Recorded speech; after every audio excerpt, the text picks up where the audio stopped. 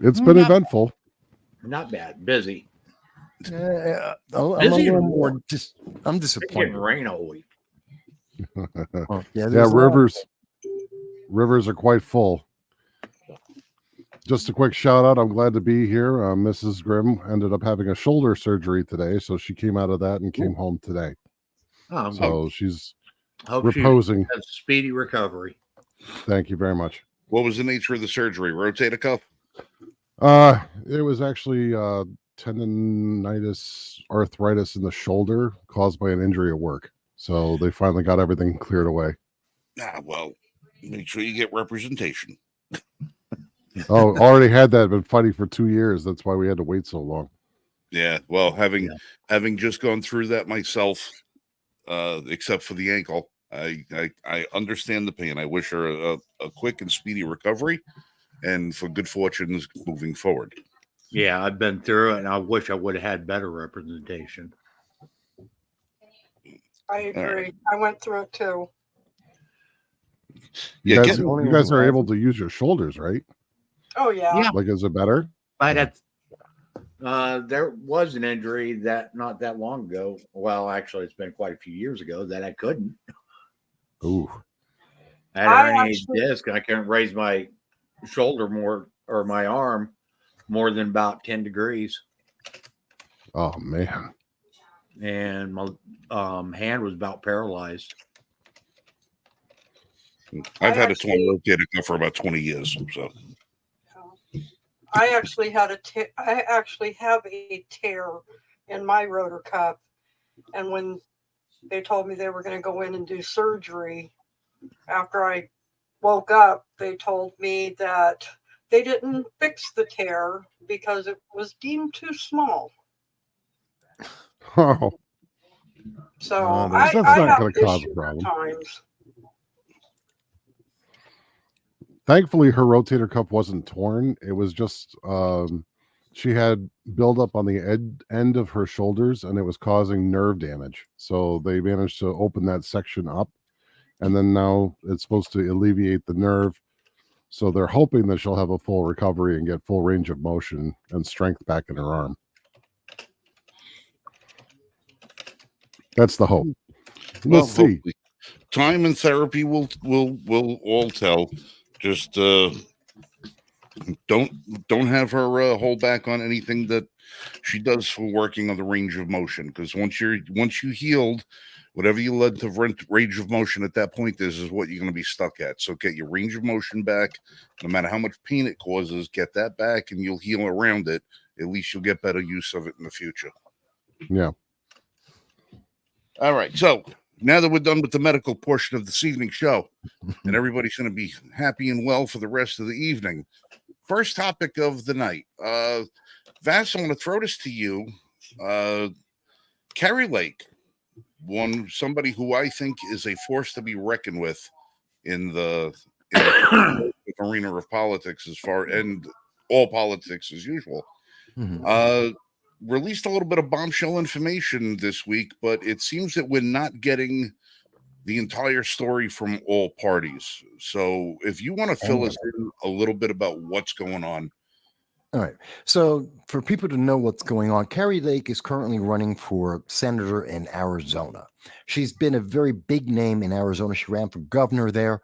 There was a big scandal about the voting. Some of the voting machines weren't working on election day. She had a question about the registration, all the voter registrations as well. She's been back and forth in courts on that. She then followed it up with a run for Senate, which is currently ongoing, her 2024 Senate race.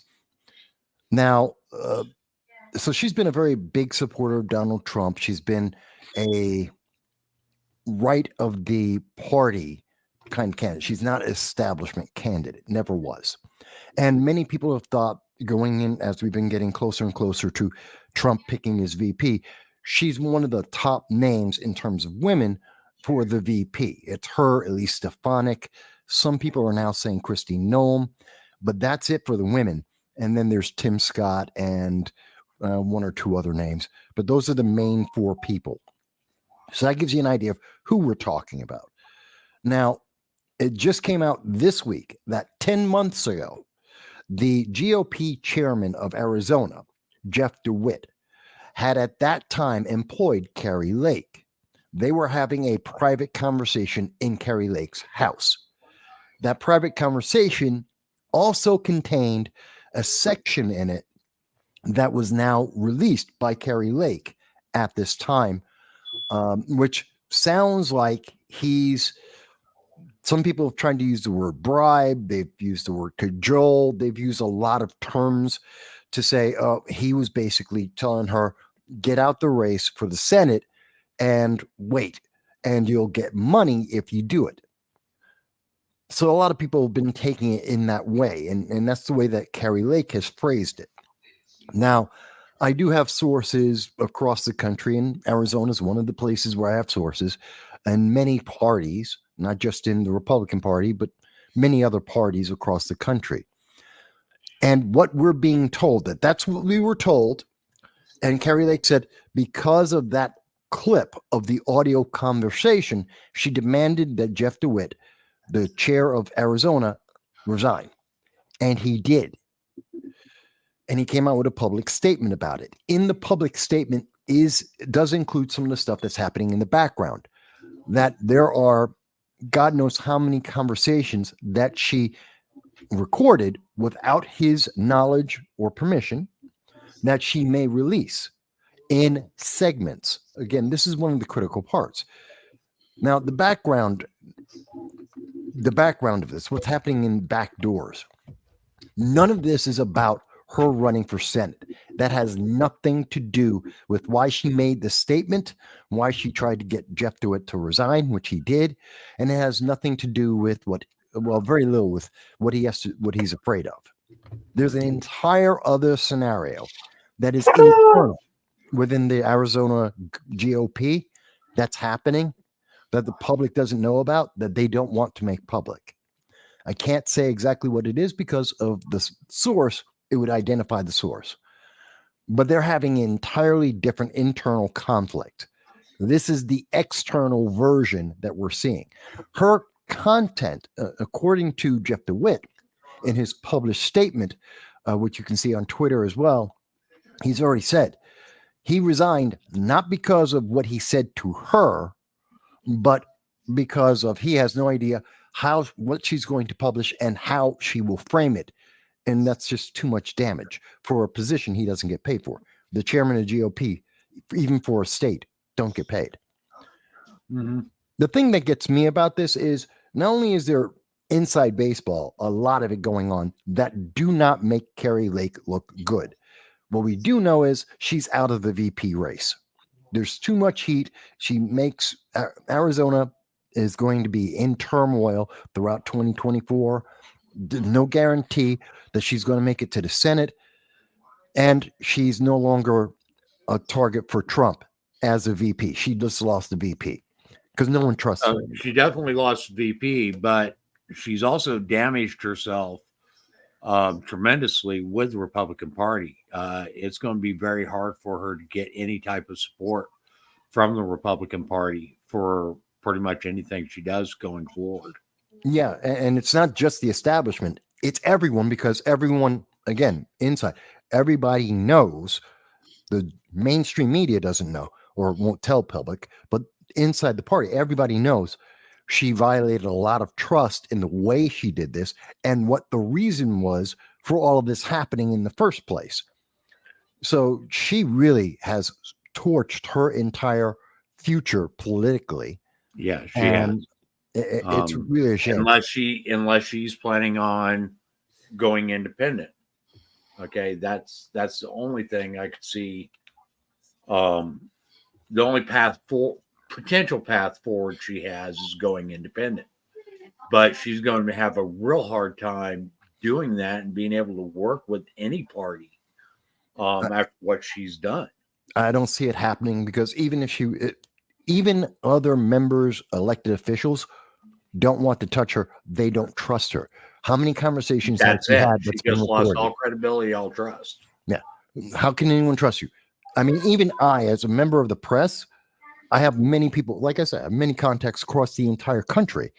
but every one of my contacts in every party know that when I'm having a private conversation, it's a private conversation. There's a lot of things I know about members of Congress in every party, candidates that have run across the country. Lots of conversations I had that many people will go, I didn't know that. I'm sorry, it's a private conversation. It wasn't on the record. I can't tell you about it. I'm not going to say it.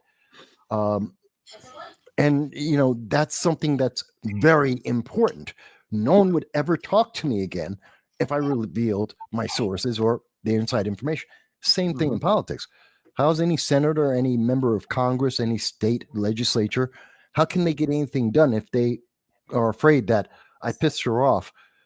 This conversation we had 2 years ago, a clip of it is going to come out. And by the way, if you've never run for an elected office, there's always someone who goes, maybe you should wait 2 years. It's not quite the right year.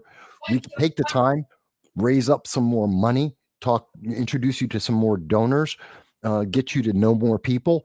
And maybe in 2 years, you'll be able to have a better race. I've had people say that to me before. I've run for Congress. I've run for state level. I've had that conversation. I've had that conversation with other people. And if you took it out of context, yes, someone's go, oh, you're trying to stop them. No, I'm trying to advise them that maybe they're not set up with their infrastructure. Their message is a mess. Not enough people know who they are. They need more money. But Actually, how much? Mike brought up a great point there. Is okay when they advised you that maybe you should wait so that you can raise some more money and so forth. Being as we don't have the full recording, we only have the section that she released. We don't know that that's not what was being advised. Well, we do know, according to Jeff DeWitt of Arizona, the former GOP chairman, he did say in his public response that he essentially said, "Yeah, I wasn't telling her not to run. I was telling her about the conditions of the race," which is essentially what I just said. Is we may be able to do better later. All right, but we were also saying that this was a recording that was made 8 months ago, 9 months ago, 10 months ago. 10 months ago. All right, so we have a recording that was made 10 months ago. We don't know necessarily if the recording was played verbatim or if it had been edited in any way. We know it wasn't.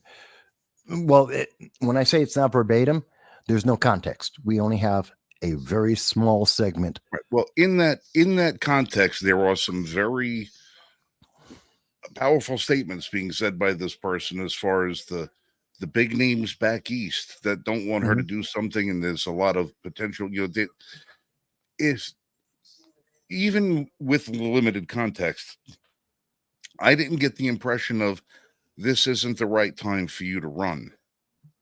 I got the context of there's people that don't want you to run. Yeah, that was the context that I got out of it, and that there was money being offered for her not to. I don't know that there's money being offered for her not to. When I'm listening to it, again, I'm listening to it in a different way than the general public. Having been in that situation, having had these kinds of conversations, both as candidate and talking to candidates and parties, it's such a small segment. Yeah, there's always somebody. There's always a big donor that wants someone else. They have a friend, they have their best, they want to run, they have a family member that wants to run. There's always someone in big money somewhere that wants influence in that race. And they always have a favorite. No one's 100%. Right. So there's always that. But we're talking about somebody, if this guy was talking to her about the condition of the race, you're talking about the condition of the race as it was 10 months ago. Yeah. Not necessarily the condition of the race as it stands today. Right. Now, I don't think Kari Lake needs to raise a lot of money for advertising. Oh, yeah. She's a lightning rod. She's on the news every minute of every day. She doesn't need to run ad campaigns. All she has to do is open her mouth, and there's going to be 60 cameras around her. No, she needs it for remedying her and healing her public outlook. The attention she gets is negative. I'm talking about before this tape. Yeah, I'm talking about then. Even 10 months ago, she had her her race for governor, and her lawsuits. That's all negative, and they were slamming her nonstop. Even 10 months, even a year ago. And So- I'm looking at that whole situation as just a smaller version of exactly what happened to Trump. No, it's not quite the same. And again, Look, I wish I could say some of the things that I know. her It- and it's her not. followers, ran a campaign to which they, by all metrics, should Mhm. have won. There was a lot of dubious vote counting, dubious machines going down, a whole bunch of stuff. Mhm. The media was against her every step of the way. The establishment in the swamp against her every step of the way. Yeah. She winds up losing a race in a squeaker versus somebody who didn't run any ad campaigns at all, Mhm. who didn't debate, who didn't show up, who had a worse public opinion record than she did. She questions it, files a suit. They don't even give her an opportunity to present the overwhelming evidence that they have, including testimony of poll workers and everything else. I could understand why the woman's a little pissed. I can understand that. She's not that innocent in this. She really No, isn't. I'm not saying she's innocent. Listen, most fighters are not. Most fighters are going to be in there. They're going to be willing to get down and dirty. I'm just concerned that maybe there's a lot more to this that not anybody knows, and this is just peeling the scab off a very bad infection in this part of the RNC. I Why would was for a 10 long months time. ago, I would understand someone coming to her today and saying, listen, maybe after all of this scandals going on, maybe this ain't the best time to race because of all the damage that was done. But 10 months ago, it was a different picture. Why Well- would they be telling her 10 months ago not to run? Because of the same reasons why they don't want her in the race now. Actually, none of that has changed. I just think they don't want to. Well, there is an element of that, but there is more to it than just that. One of the things I would highlight though, and no one's really talking about it, why did she release it 10 months later? If it was such a big deal, if it had such a massive impact, if it was so important, you mean to tell me after 10 months talking with her family throughout the entire time that she's been preparing and going out and she's been running, you mean after 10 months, she only just now at this moment decided to release this information? Why? What She might have been changed? She might have been waiting for a foot to drop. She might have been waiting for somebody to actually put a name on one of those numbers and say, okay, this is the precursor. Here's the backup. No. If I hope someone gives permission or breaks their silence about what really caused this, and I think a lot of people would change their opinion. I went from looking forward to seeing her get the VP pick to no, I don't want her in. That's all I can say about it. Now I she's a political time bomb, literally. Nobody's going to I had a couple have questions. anything to do with her. I had ahead, a Jeff. couple of questions about that. Did she verify that was a private conversation held in her home? Say it again. Sorry, did she confirm that was a private conversation that she had at her home? Yes, she's confirmed it, and so has Jeff DeWitt. Okay. The reason I ask is because when I was listening to the audio, it sounded like they were eating. Did anybody else get that? They were at her It sounded kitchen table, and Oh. I think she did give him some food or something to drink. Yeah. Oh, okay. Because it sounded like they were eating over dinner. And if you're in home and you're recording, I don't understand why you would. Well, unless you planned on later gathering evidence of some sort, why would you record a conversation in your home? The speculation I have about that is this. The GOP has been having a lot of problems with this infighting between the neocons and the American First Movement. So here she has this recording. She's picked it up, and we're at a pivotal moment right now in the GOP race where there's enough distrust of the establishment GOP and the neocons that I think if she released this now, there's a very good chance that it would negatively reflect on the neocons and the GOP, and persons like Ronna McDaniels, if she was ever implicated with working with DeWitt, would also be forced to resign, allowing for a new chair of the GOP to come to the fore who might be more not forgiving, what's the word? More in line with America First, and would not so tightly rein in things like support and funding for those types of candidates. Keep running down that road. I'll say this, Dal. Keep running down that road. But that's how I'll answer that part of it. But here's the problem for the electorate, for the nation. This is why the nation should be concerned. We're seeing more and more within the parties, left and right, where we're seeing more manipulation going on behind the scenes that is altering the opportunity for people to vote.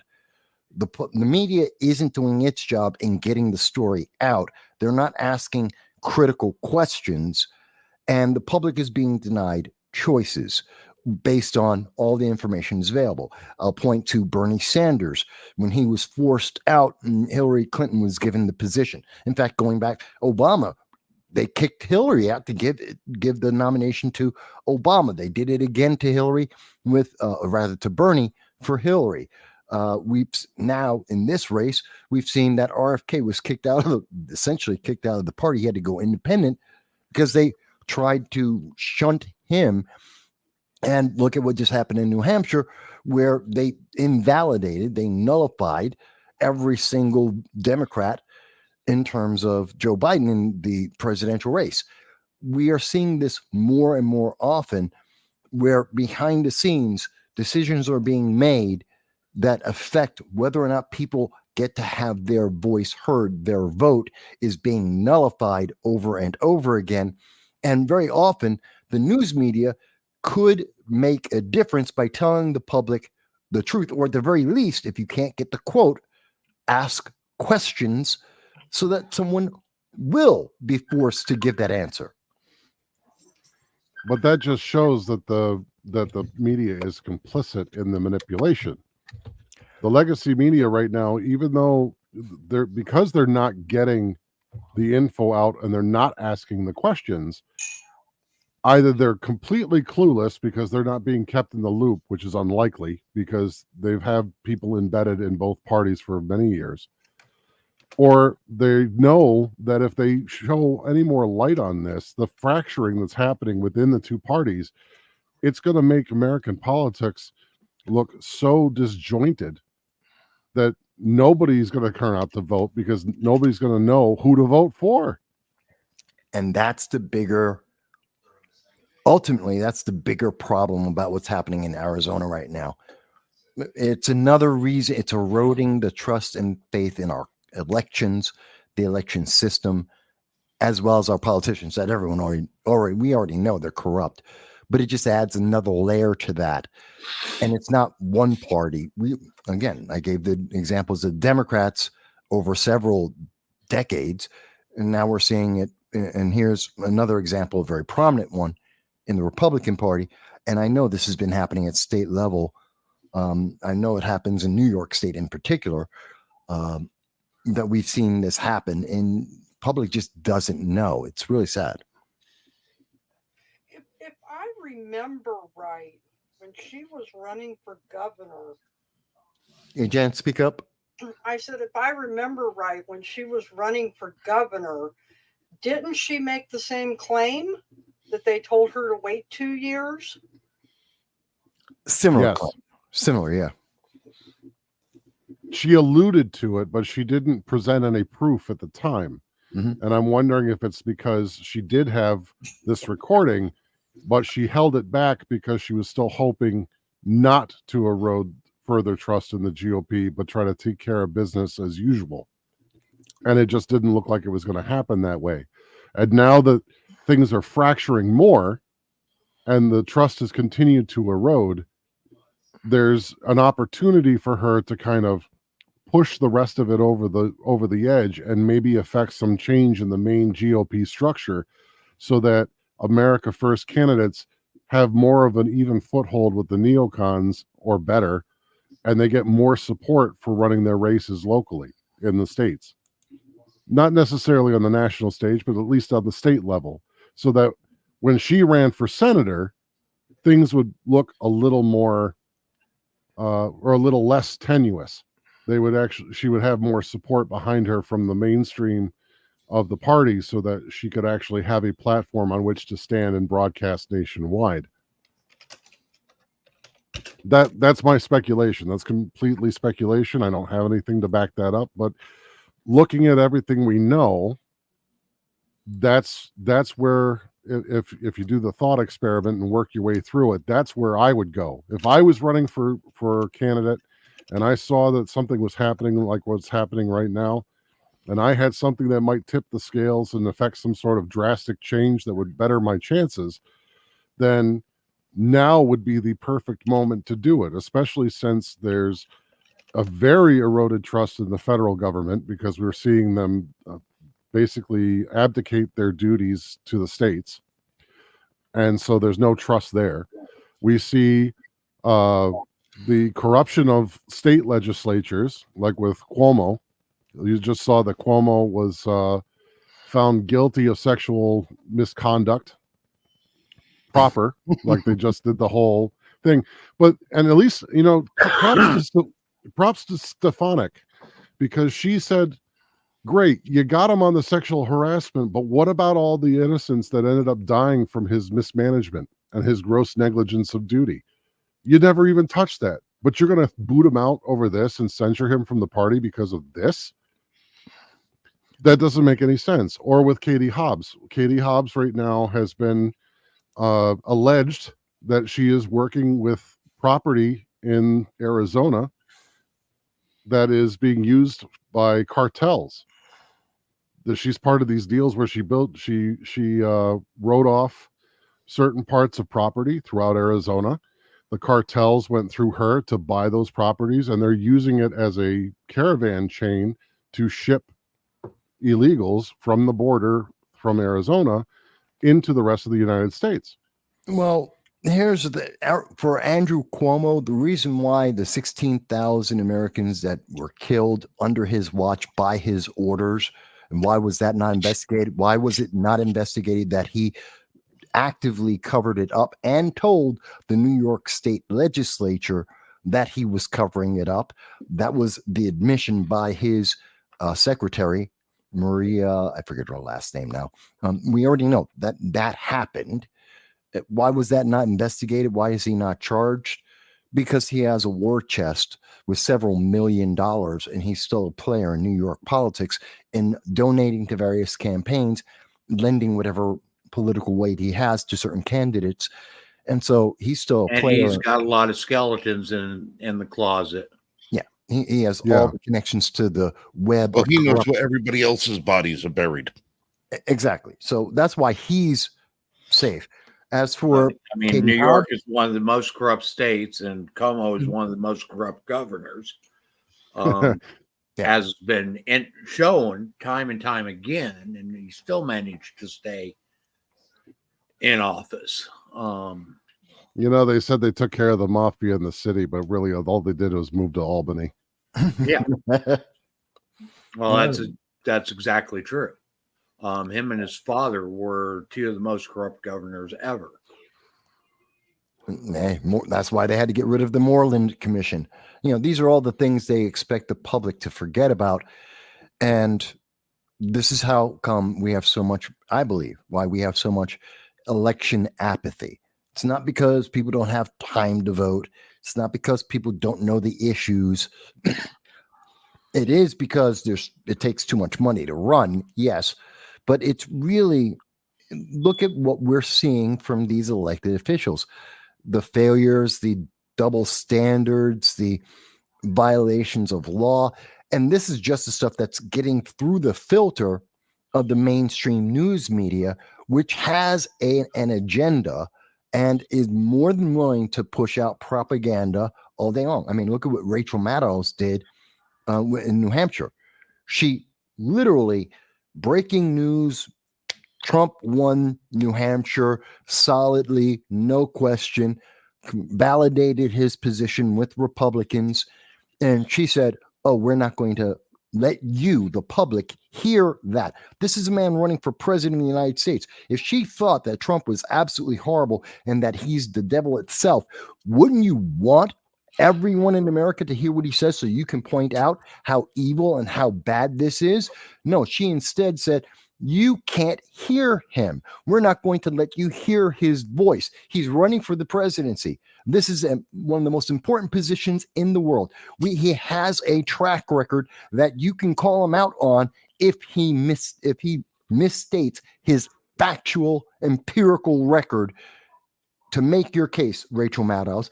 And instead of doing that, instead of giving people information and letting them make up their own mind to have critical thoughts about what's going on and encouraging them to vote because they know what's going on. Instead, she says, no, I'm going to do it for you. Don't think you don't get to hear him. Just remember, Biden is great. You vote for him. That's scary. That's propaganda. Well, don't you remember what the Morning Joe, that blonde, had to say a few years ago? Who is this person to tell the American people anything? It's our job to tell the American people what to think. Yeah. That's what the media's turned into. It's really, this is why we have so much voter apathy. It's not because, I can't mail in a ballot. Yes, you can. I'm black and I can't vote. Yes, you can. Well, this is why when it comes to that whole Kari Lake situation that's going on out there, I want to wait and I want to hear more about what's going on. I want to hear the little insider tidbits. I want to see what else she's got. Because you might have information from somebody on the inside, but it don't necessarily mean they have the accurate information they gave you. I trust my source. You can trust your source as being honest. Mm-hmm. I doubt for a minute that your source would lie to you. I don't know whether or not the people that tell you source information are going to lie to them. Well, true. It's always possible, but I have high confidence in the source. I've used them before. And background for research I've done, and I'd say I have 90% confidence in the information they provide to me. So I'm very confident there's a lot more to this story. I think this story is going to die. They're going to bury this because they just don't want to deal with it publicly. I know Voss is. I don't know if she's gonna roll over and go along willingly. I think, like she said on the tape, you're going to have to kill me. I think you can remember this. This is a woman who's not a politician. She's coming from the media circle. She made her bones in Arizona as being, she was a news presenter for a long time. She was a reporter. She's been on that side of the equation where she knows how the media operates. You see the way she handles the media. She does a very good job at doing that. I don't think that she's stupid by any stretch of the imagination. Oh, no, not at all. So I think if there's something going on, like I said, I'm going to reserve judgment on stuff, but I'm just going to err on the side of saying, listen, before we discount what her claims are going to be, let's hear it out. As far as saying, why would somebody record something? Listen. It's in her nature. I was a general contractor for a long, long time. All right. I did a lot of work for a lot of people. And I had one client I knew going in when I went up there to collect, we were going to have a hard time. And because I just got a sense of it. And it was recorded. And people say, well, why would you record it? I said, sometimes you just have a gut reaction. Something tells you need something to cover yourself. And as far as, people saying, well, is it a matter of a two-party, do you need two-party consent to record in Arizona? That is off the table when it's in one party's private residence. Yeah. But I'm not worried about those aspects of it. It's more, you know what? Just release the whole damn tape, or minus seriously personal information. Release Right, the whole damn well, that's what I said. If this guy was so, if this guy is so convinced that he was taken out of context, you know, Mhm. that he was taken out, and it wasn't a really representation of what the conversation was, then why would you back out? You know, why? because all it takes is look at we are in a society of accusation equals guilt. We see that all the time. We've seen that with Me Too. We see that with Trump right now. We see that with the J6 prisoners. We see this all the time. Accusation equals guilt. Unless you happen to be one of the enlightened ones, like, say, Alec Baldwin, then everyone else is you. Red flag law is a great example of that. We've even legislated this where it's accusation equals guilt. No crime needs to be committed. No proof needs to be provided. I know. But I'm just, for me, I'm like, I'm a stand and fight guy. I get it. If somebody said something, if I said something that was taken out of context and you're going to try and bury me over it, I'm going to fight you tooth and nail until the truth comes out. If this guy was so willing to give up so easily, so quickly, tells me there's a lot more going on than what was just on those tapes. And if she had a sense to why she had to record it, it was probably because it was not the first of that kind of conversation that took place, you know, directed towards her. Probably not. But No, again, it was probably just one of many. well, You know what it reminds me of? It reminds me of court intrigue. If you study history and you look at how the courts behaved in the monarchies, this is very similar. Like you have the courtiers going behind each other's backs, making backroom deals to subvert the power of the king.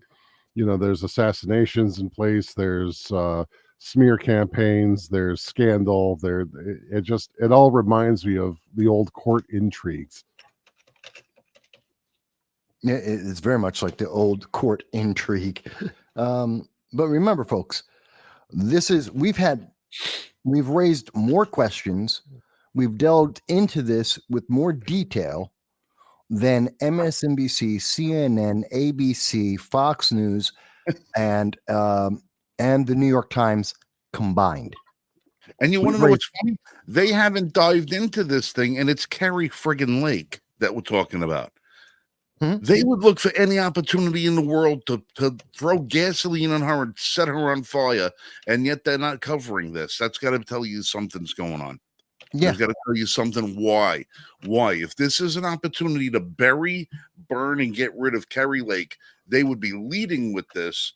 Except they're not. They're leading with Trump getting told that he's got to pay a fine, and Texas being told that they're not allowed to put up barbed wire.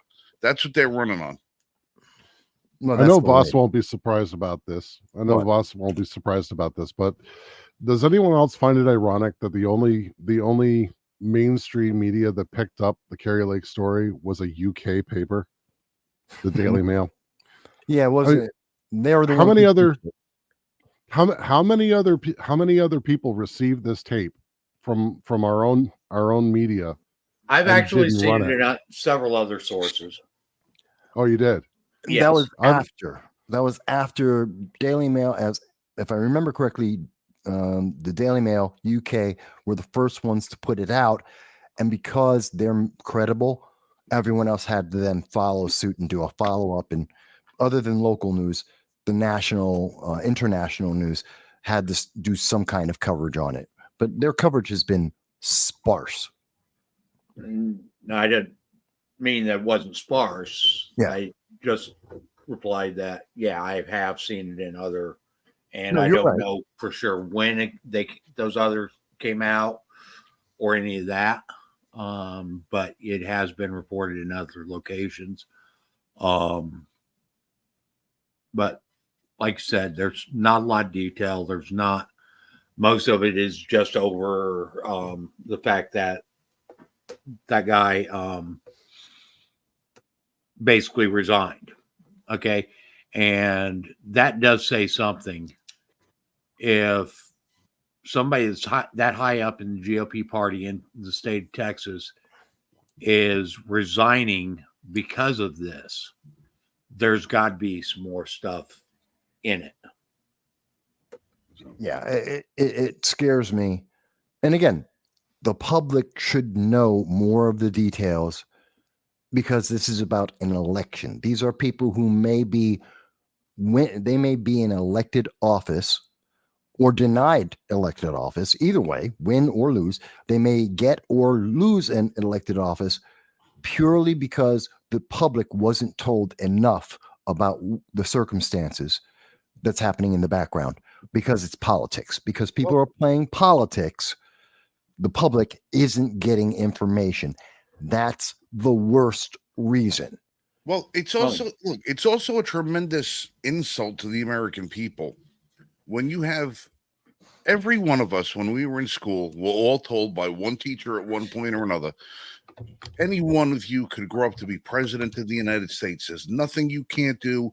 You can do this. You can do it. We were all told that we have inside of us this unlimited amount of potential, and that if we know how to do it, and we're thirsty enough and we work hard enough, that we can become anything we want to be. What this situation shows us is that how much bullshit that is, because you can want to represent your community. You can need to represent your community. Your community might need you to represent them. You have the solutions for them. But if your party doesn't approve of you, if people who don't live in your community don't like you, or don't like your message, don't like your haircut, don't like the way you dress, they don't like the way you speak, if there's anything that they don't like about you, that you don't fit the mold that they want to portray, they will stop you. Not the voter, not you, not if you screw things up or you don't run a good race, that the party decides that they want you or not. And that is not the American way. That is not the way that any of us were taught, that we all have to bow down, kiss the ring, and capitulate to a bunch of bureaucratic, unelected officials who are all sitting there running around the same pot of money, trying to figure out how to grow the money for them and how to screw the people. Well, that's why we don't have good representatives in this country, Vas. Vas, this is why you got chased around and thrown around the way you did. You knew damn well that you could have better represented the people up there in your county than anybody else that was up there. And you know the machine that you were up against. The machine is the problem in this country. It's the friggin' machine. And between the machine holding hands with the corporations and holding hands with the courts, they're in control of it, and it's all a big game, and none of us are invited to it. None of us are invited to it. And when one of us has the chutzpah, the balls enough to say, you know what? I'm going to listen to those guys over there on the Liberty First Foundation, and I'm going to do something at the local level. And you decide you want to run for school board, and you get a visit by people you don't know. You want to run for your county maker, and you get a visit from people that you don't know, and you get threats, and you get that. It starts at every level. That smallest and most minuscule level it starts at. That even this a show with 4 or 5 occasional people that comes up once a week, we get shut down because we talk about things that they don't want to hear and they don't want to let the public hear about. We get shut down. Yeah. So I don't trust. Oh, well, this person said that and this one, and then listen, show me the frigging evidence and show me where the evidence came from, because it is so ridiculous now that you can't even run for the simplest of office unless you get somebody else's approval to do it. That is not the America that I was told I was going to grow up in, and it sure as hell wasn't the one that I want our grandkids growing up in. Speaking of elections, yeah, I was going to say Democrats aren't done trying to remove people off the ballot. Did any of you hear what's going on with Vong in California? No, I know that. Wait, is that city council?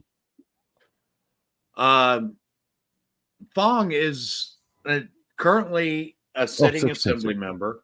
He's on the ballot for the Bakersfield Assembly. He's also running for U.S. representative to replace the representative from his district.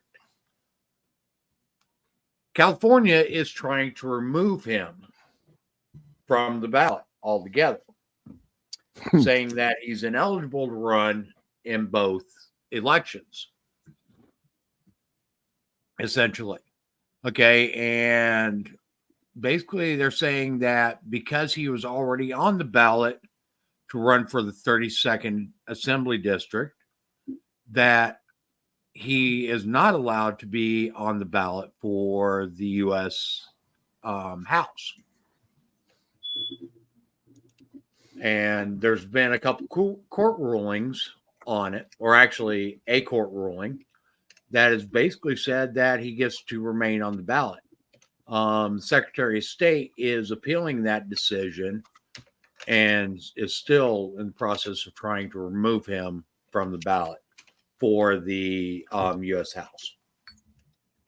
Well, do you know if there's anywhere in the California laws of being on the ballot, it states that he can't run for both offices? There's As far as nothing. But if he is elected to the House of Representatives, that is the only office he can hold while he is a U.S. representative. Right. He would have to resign, but as far as I know, there's nothing that says you can't have multiple simultaneous races. Yeah, It's and like, their argument is that it disenfranchises voters because if they want him as an assemblyman, but not U.S. representative, and there's all kinds of stuff. yeah, but on that argument can be made about how many times, like as an example, Kirsten Gillibrand was senator. She Mhm. got elected. Literally had November. She gets elected and reelected into the New York State Senate. Turns around, walks out after telling the American people, the New York State residents, that she would not seek the presidency. This was in 2016. She goes, I'm not going to seek no, it was 2020, in fact. She goes, I'm not going to run for president because I just got elected as senator. I want to be a senator. And literally the next month, she turns around and she's running for president. Didn't last long, but she was doing it. You have right now Adam Schiff of California in San Francisco, 25, looking to take over the Senate Dianne seat. Feinstein's Senate seat. He's a sitting member of Congress. Mm-hmm. So what are they saying? Biden was a sitting member of the Senate when he was asked to be vice president. Right. Right, So, and that's common. Well, Sheila Jackson Lee just ran for mayor while she's simultaneously on the ballot for the next congressional hearing, next congressional election. They do this double dipping crap all the time. See, my problem is I don't have a problem with a politician running for re-election. If you're a senator running for senator, you get to run for senator. My problem is that when you hold one office and then you spend half of your time, running for a higher office, well, nobody's doing your friggin' job while you're running for a higher office. You should be mandated to say, okay, listen, you're a senator, you want to run for president, you have to voluntarily resign from your commission and have your governor appoint somebody to fill your stead and fill your job. If you're going to look for, because if I was, if I'm working at General Electric and I'm, handing out my resume to Sony and telling the people at GE, hey, I'm looking for another job over at Sony, I'm going to pretty much expect to be fired. If they know that I'm looking to move on and move up. I think the same should apply for politicians. You want the next office up? You're going to spend the next 2 years campaigning for it? Resign. Yeah. Resign. If you think you got a chance at doing it, you got a chance. That's your passion. That's your goal. Resign and let somebody represent your constituency the proper way. Don't do it with this half-ass bullshit like, oh, well, I could always just stay a senator. I could always just stay a congressperson. That was the big debate in That's typically Florida. what happens when these politicians run for a higher office. They still hold on to their seat until they are actually elected. And Right, then and once they're elected, then they resign their seat in order to take the higher seat. Right, and that shit's wrong.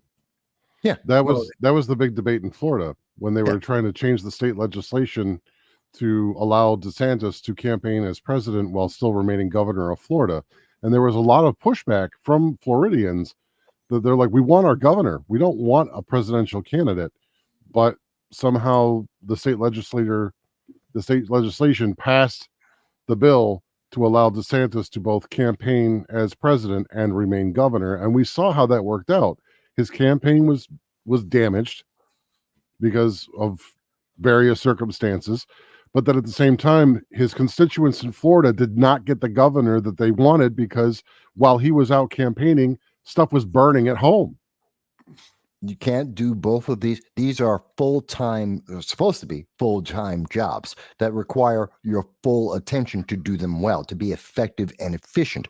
God knows how many times have I always said, we need effective and efficient people in elected office. You can't be effective and efficient if you are running around going, hang on, I've got to do this, this rally so that I can raise up enough money so that I can put out an ad to get a different job. Yeah, but there's this 2,000 page, 200 page, 500 page bill that you're supposed to be reading right now, voting on, that's going to affect hundreds of thousands, perhaps even millions of people. You can't tell me, oh yeah, but I'm going to read that tonight when I get back home from my campaign event. Right. Thousands and you're going to intelligently run through all of that. And Everybody says, read the bill. What's the sense of reading the bill if you need 14 lawyers and 60 interns to tell you what's in it? Representative Clyburn, I think that was 2016. Excuse me, 2009. We talking have to about pass a Obamacare. bill in order to know what's in it. That was John Conyers. Sorry. I thought it was Clyburn. Okay. Nancy To Pelosi. know what's in We it. have is to pass Pelosi. a bill in order to know what's in it. Yeah. Well, and I think take it even one step further. I read years ago that just take a senator, for example, who serves a 6-year term. They only actually work on bills and everything else about a third of their 6 years. The rest of the time they're raising money or they're out campaigning. Well, everyone in Washington spends 3 hours a day on K Street lobbying over the telephone. Minimum. Whether it be congressman, senator, whatever, they spend 3 hours a day. There's a building on K Street that they have. The DNC's got offices on one floor, Republicans got offices on another floor. There's a cafeteria in between them where they do all their backroom deals in between, and they're all required by their party to go there every day, every week. Well, they don't have to go every day, but they have to put in a minimum amount of hours and maintain a certain percentage of fundraising, so to maintain whatever desk they're given, whatever committee assignment, whatever this or that's. The one guy who you see not doing that is what the hell is the guy with the curly hair? The Rand Paul. No, well, not only Rand Paul. Thomas Massey? Thomas Massey. Mhm. He's the one he exposed all of that a couple of years ago. He's like, this is our job. This is what you're paying us to represent you. This is what our party is telling to do. And if we don't do what the party says, we are not allowed to represent you unless the party says so, because we have to give the party so much money, so much time to raise so much money for people because they love when they have a race that they lose. They get to raise all kinds of money and put a little bit into a race that they can lose, and then they take the rest of the money and put it into other things. It's all a mess. It's a mess. It is a mess. And that's one of the things I've been arguing since we started this roundtable, is the two-party system is destroying the United States. Yeah, it's too easy for corruption to get in and not correct itself. You can't correct it. You need an outside, which is why you need term limits as well, because it helps to reduce and limit the amount of corruption. Doesn't end it, but that's, we're human beings. We got to realize. Well, in some ways, and there's been an argument, and we've actually seen this with past presidents because they do have term limits, is that their final term, they go off the rails and think that, well, we're no longer worrying about being reelected, so we can do whatever we want, regardless what people think. You know what? I'd rather have someone going off the rails in the last year of a term limited period in elected office, where thus and then therefore the news media and the public can have higher scrutiny on those people in their last year, because you're looking for them to do something wrong. You know that this is when they're going to go off the rails. That's if you have an involved media that's actually responsible. You have a voting public that's paying attention. That can limit, but it's way better than the chaos that we have going on right now. But I've also said we already have term limits, but they have to be enacted at the voter box, and we have too many people that don't do that. Well, yeah, so which defeats the point. Yes, technically we should have it, because just vote them out. But people have been trained that, oh, there's that name, vote that name, vote straight down the line, party line. That's the power of incumbents. And again, that's where I come back with the parties. The two-party system that we currently have is destroying the United States. All right, so I'm actually hoping that this no party or whatever the hell they are actually does well in the presidential election. You talking about the no labels? Yeah, no labels party. No labels for their. I looked into some of these things. When you look into no labels, we're doing this for democracy. No, they're Democrats. You have a label. You just don't want to say what it is. Listen, while we're talking about the damage being done by a two-party system, let's talk a minute about damage that's being done by two government system, state government, federal government. And what the hell is happening in Texas? Yeah, people have been waiting for that one. Before we get that, I promised this to you guys before the show, and I know that some of our followers and some of our watchers are going to be pissed at me. And honestly, I don't care, because I'm going to call it out. Mm-hmm. Okay. Trump has stated a few times that he should receive executive immunity for everything. And I'm sorry. Personally, I don't believe, unless they are actually in the performance of their constitutional duties, mm-hmm. then yes, I could see some immunity. But if they are actually performing the duties of their constitutionally delegated powers, then why would they need any immunity?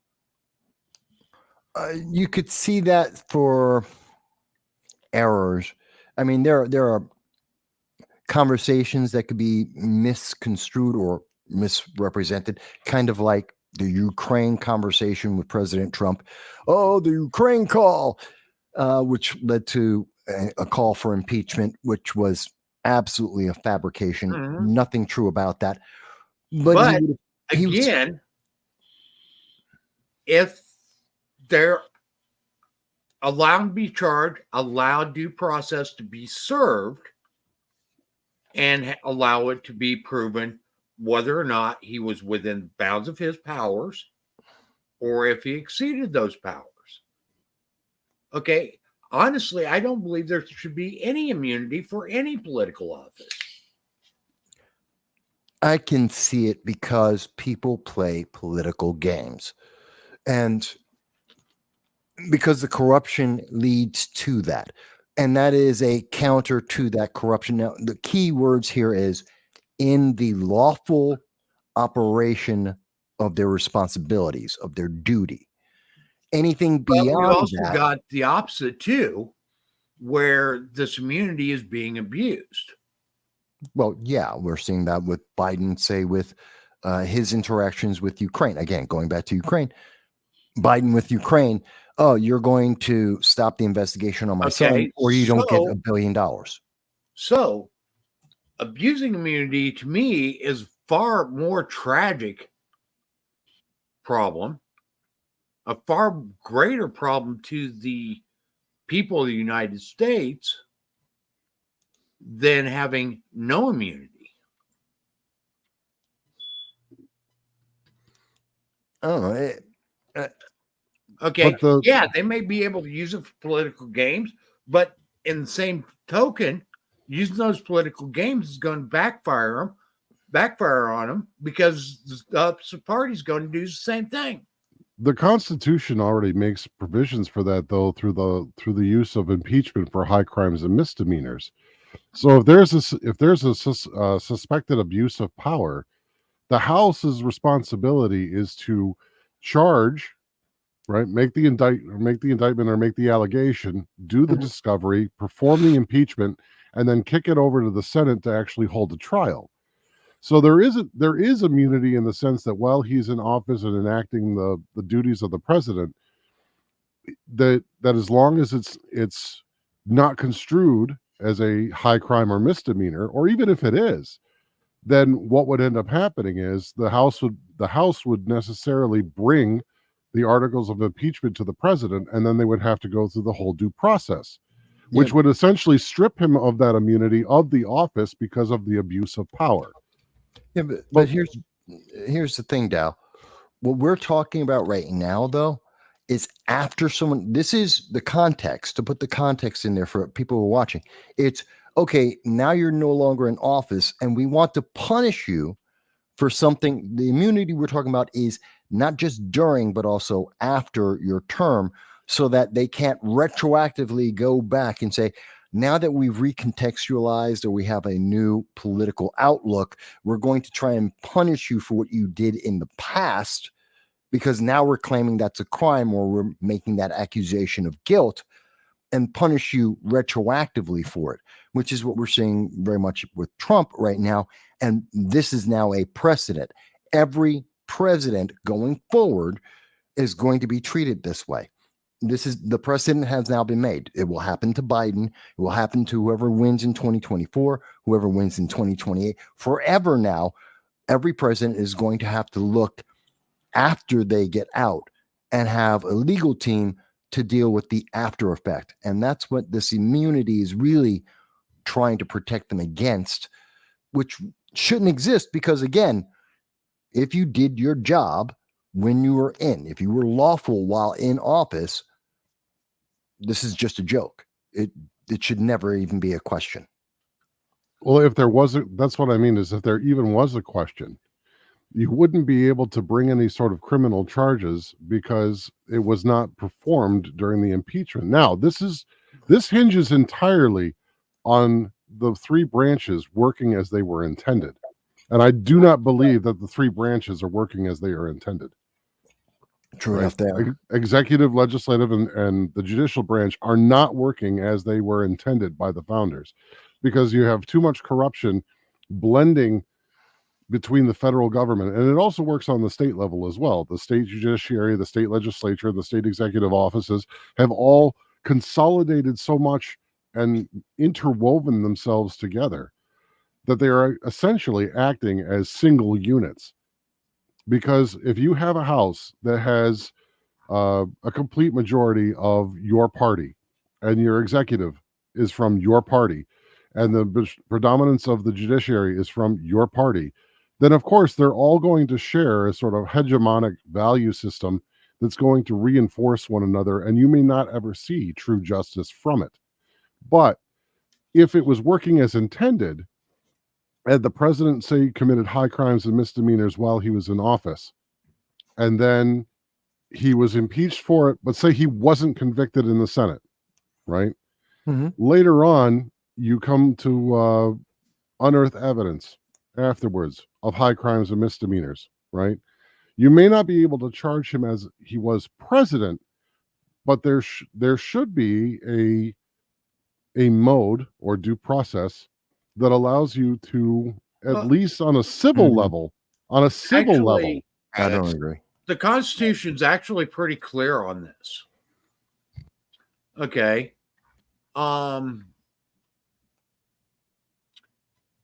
In Article 1, Section 6. Okay, let me share this real quick. Article 1, Section 6 actually goes in detail on this. Okay, and it states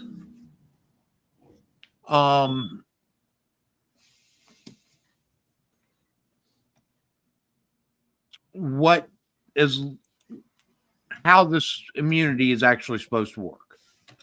Okay, senators and representatives shall receive compensation for their services to be ascertained by law and to be paid out of the Treasury of the United States. They shall, in all cases except treason, felony, and breach of peace, be privileged from arrest during their attendance at the session of their respective houses and in going to and returning from same. And for any speech or debate in either house, they shall not be questioned in any other place. Okay. Okay. So what that's telling me is they're not subject to arrest After the while fact. they are in session, except for these particular things: treason, felony, and breach of peace. Okay. It doesn't mean that they're immune. It doesn't mean that they can't be charged. It just means that they can't actually be arrested while they are in attendance in a session of their respective houses. Okay. It doesn't mean that they get immunity. I see that. Yeah.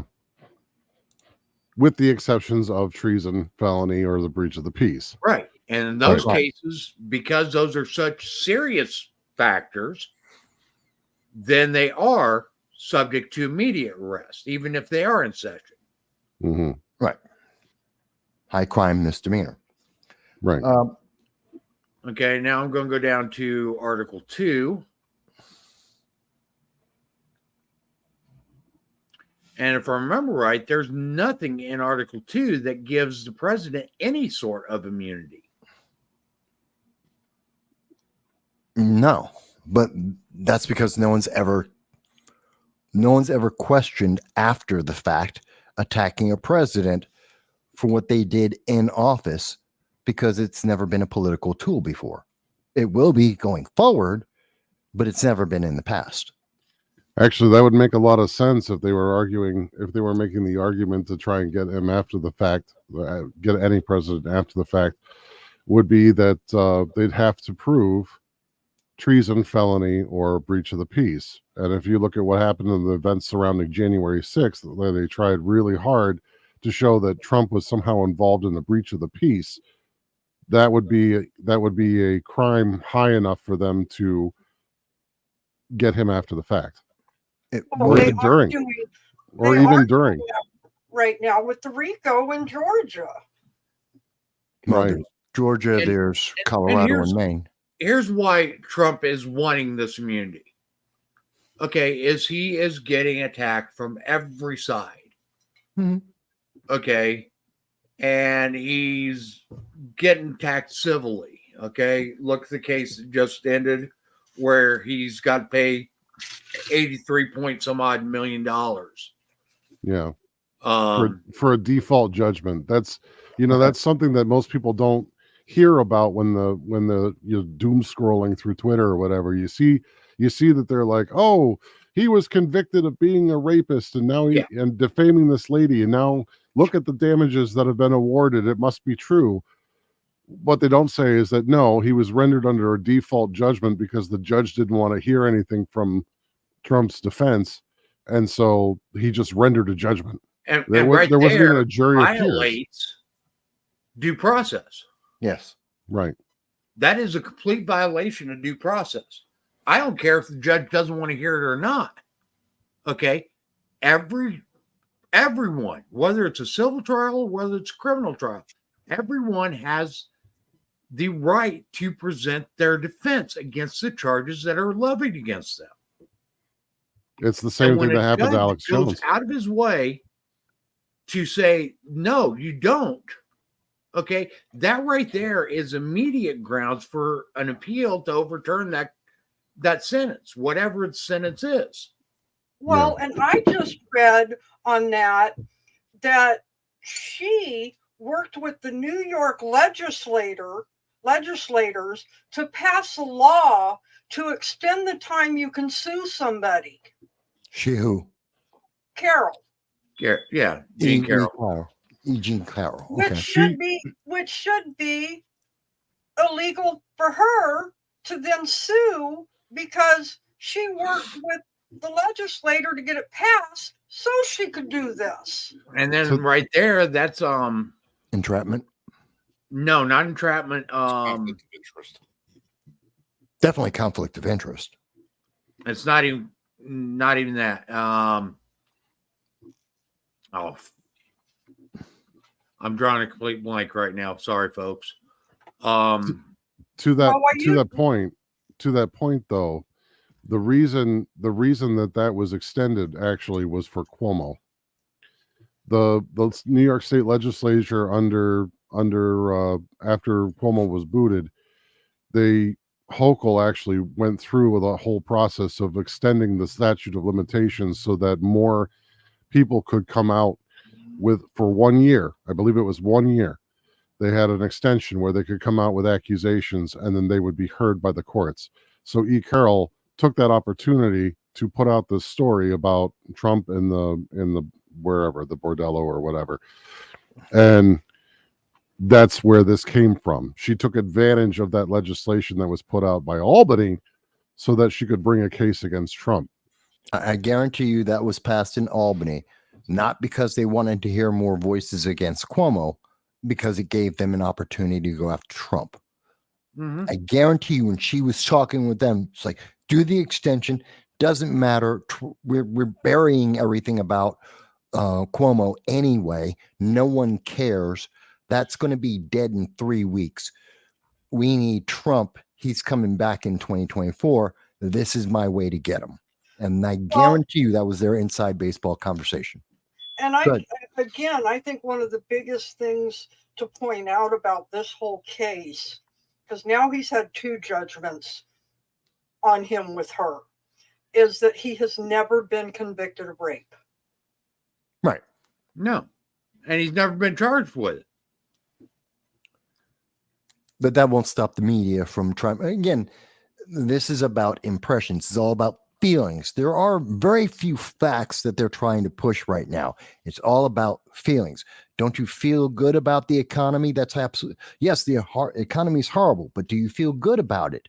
Yes, the world is destabilizing, but do you feel good about it? Yes, we're having massive waves of illegal aliens entering our nation, but do you feel good about it? Yes, we're increasing and we're bringing back segregation, but do you feel good about it? Do you notice that's the logic that is being presented right now on pretty much name the issue, and I can point to, here's the media saying you should feel good about this really bad outcome, and by the way, reelect the people that created this scenario. And I know that's kind of what Frank was talking about. We were going to talk about Texas, and that's the same scenario there. Oh, you should. Yes, there are 8 million illegal aliens since 2021 have entered into America. We have seen Boston, Chicago, New York, vocally, LA, repeatedly for years, LA mentioned that they are bankrupt. They're bankrupting even more than they've already been bankrupt. We are destroying the infrastructure of these major cities in America because of the inflow of illegal aliens, because of an open border. Kamala Harris has completely failed there's no way you can look at her job as southern borders are and find it as being a passing grade, just not possible. And yet you're told, but you should feel good about it. because we're helping these people. Don't you want to help people? We are obligated to help these people. I don't know why I'm obligated to help them. We didn't invite them. We didn't tell them to come here. We didn't promise them that we would take care of them. That's not our job. None of that has to do with us. Again, And by the way, it's child Biden's abuse. finally admitting that there is a problem at our southern border. Oh. And in a statement that he released January 26th. Yeah, go ahead, Frank. I know you've been waiting. Vass, I have to keep reminding you that she did not fail her job at the border. Her job has been done to the letter, to the plan, 100%. She's got a passing grade. She got an A++. And completely flubbing. That was her job. Well, and now she's going That state, was the mission. now she's going state by state telling everybody that the way to fix our immigration issue is to give them all citizenship. That was the job. You realize at this point right now, in a country with 330 million people in it, 10% of the population of the United States currently right now does not belong in this country. 10%. yeah, why are we counting them? They don't count. They're not American citizens. It doesn't. No, we see according to the census, it doesn't talk about citizenship. It talks about persons. Yep. Persons here. Mm, And when you have 330 million people, 30 million of which are illegal aliens. mhm. Except the census in the Constitution does talk about citizens. Yes. But all with the Constitution, that's not politically expedient. Well, Yes, that's but wasn't it Obama who took the U.S. citizenship off the census? he took the question off, and Biden changed, and it was Biden who changed the way we count. So even with Obama, even though the question wasn't there, we didn't count anyone we knew was illegal. When under Obama, we knew that we couldn't ask them if they were illegal, but if we knew, we couldn't count them. Biden changed that rule and said, no. If you're illegal, we still count you. It is the only reason that New York State did not lose 3 members of Congress and instead only lost 1, just almost made 2, and why most of the bluer than blue progressive states were able to maintain their numbers. It was because they counted the illegal aliens, even though citizens left those states in droves. That's why they changed it. Guys, So that Marshall, get back to this the statement. Okay, so Biden has finally admitted, yes, we do have a crisis at our border. January 26th, he released a statement. For too long, we all know the border's been broken. It's long past time to fix it. That's why 2 months ago, I instructed my team to begin negotiations with a bipartisan group of senators to seriously and finally address the border crisis. For weeks now, that's what they've done, working around the clock through the holidays and over the weekends. Let's be clear. What's been negotiated would, if passed into law, be the toughest and fairest set of reforms to secure the border we've ever had in our country. Lie. It will give me, as president, new emergency authority to shut down the border when it becomes overwhelmed. Lie. And if given that authority, I would use it the day I sign the bill into law. Lie. Further, Congress needs to finally provide the funding I requested in October to secure the border. This includes an additional 1,300 Border Patrol agents, 375 immigration judges, 1,600 asylum officers, and over 100 cutting-edge inspection machines to help detect and stop fentanyl at our southwest border. Securing the border through these negotiations is a win for America. For everyone who's demanding tougher border control, this is the way to do it. If you're serious about border crisis, pass this bipartisan bill, and I will sign it. See, every fucking thing that's in that letter is bullshit from the day one, Because here's the bottom line of it. The very first thing that this piece of shit did was start dismantling the wall. Yes. He started moving he could have said, we're going to keep the border at its current status. We're going to maintain the security. We're going to stem the flow of everything. And I would like to therefore then negotiate to strengthen the position that we're in now. But no, what did he do? He walked up to the person, slit the throat, let them started bleeding out. And then he's holding the person hostage saying, well, you got to do this and you got to do that, or you're letting the person bleed to death. He inflicted the damage to this situation. He himself, that Mayorgas piece of crap, knee pads the vice president. They're the ones that inflicted all of this on the people of this country. They did the damage, and then they turn around and say it's Republicans' fault because they don't want to negotiate with us. You don't do the damage and then look for negotiation if you're doing it in good faith. This border under Trump was the most secure it had been in generations. No, was it perfect? No, because we were still battling the courts about, well, this part of the fence is going to cross where this bird needs to fly, and this fish needs to swim here, and this, that, and everything else. You know, the courts are putting stops as we're fighting all of that. There was all other means that we could use to protect the border. But everyone's forgetting this piece of crap president sold how many hundreds of miles of the materials for the border wall? He sold hundreds of miles of border wall materials for pennies on the dollar or what the Americans paid for it. Why? So they could make room for more camps, more tent camps for the asylum seekers. And welded gates open. Welded the gates open in Lukeville. Weld them open, get rid of the guards. Oh, we've deported more people. No. People, you have to understand the difference between being deported and actually being escorted out of the nation. You see, I have deported people physically. Part of my old job was taking somebody who had to be deported and removing them from the country, bringing them to their land of origin and saying, here you go, that's where you belong. Being deported doesn't mean you leave. Being deported means a judge sits there and stamps a name on a thing that says, okay, this person is deported. Now they got 60 days to self-deport. To leave. They give them 60 days to leave. You know how many of the people that get deported leave? Nobody friggin' leaves. So they can deport 30 million of them. It doesn't mean that not one of them goes back. Doesn't mean one of them goes back. How many have been physically removed, returned to the place of their origin? None. That's how many. How many Americans have died at the hands of illegals since this piece of shit took office? Thousands.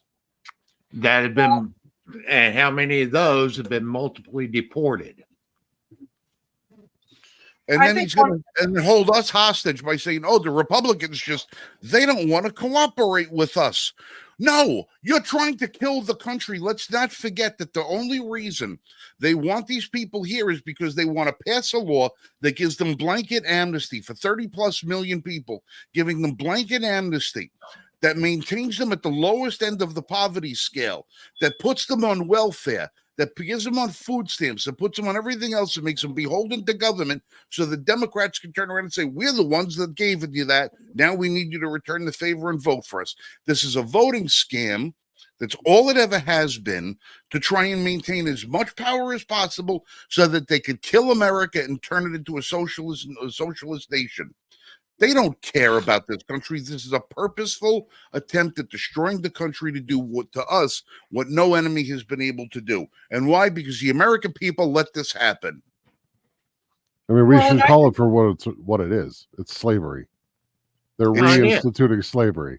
It's treason is what it is. What's happening on the border with this president and the rest of the administration, this is treason.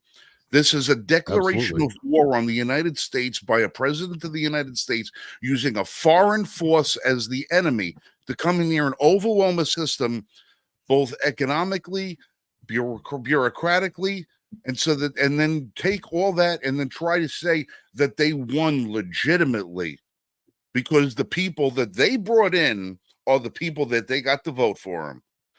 This is treason, pure and simple.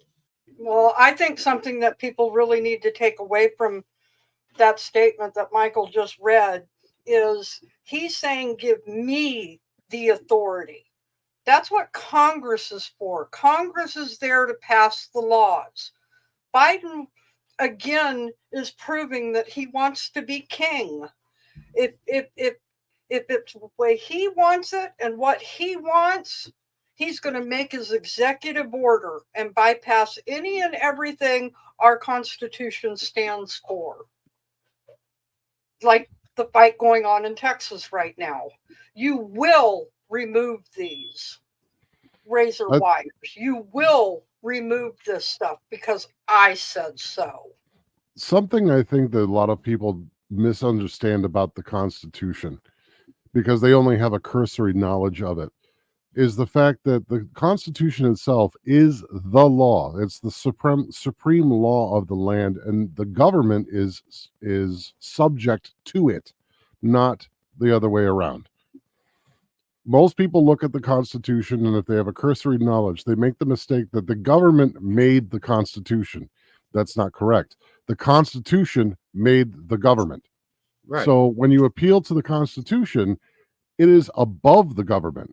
It is what created the government. It is its creator, and therefore is subject to it. So when Texas appeals to the Constitution that this is the right way to go about doing business because the federal government has abdicated its responsibilities, then they are appealing to an authority higher than the federal government, which is the way it's supposed to be. And the federal government is the one that's saying, no, we are not subject to that which created us. We are the progenitors, not the other way around. And that's wrong. That is treason. Definitely. Okay. So this is going on in X verse. Okay, or the Twitterverse. Courtney McKee for Arkansas. So evidently somebody that's running public policy, nonprofit, vegetarian mom, wife, Phillipscom, blah, blah, blah. Okay. So she says, dear Constitution experts, federal law supersedes state law. So yes, Texas does in fact have to obey. No. Nope. She is wrong. Yep. Okay. Wrong. And point blank, this was decided very early in our history. The second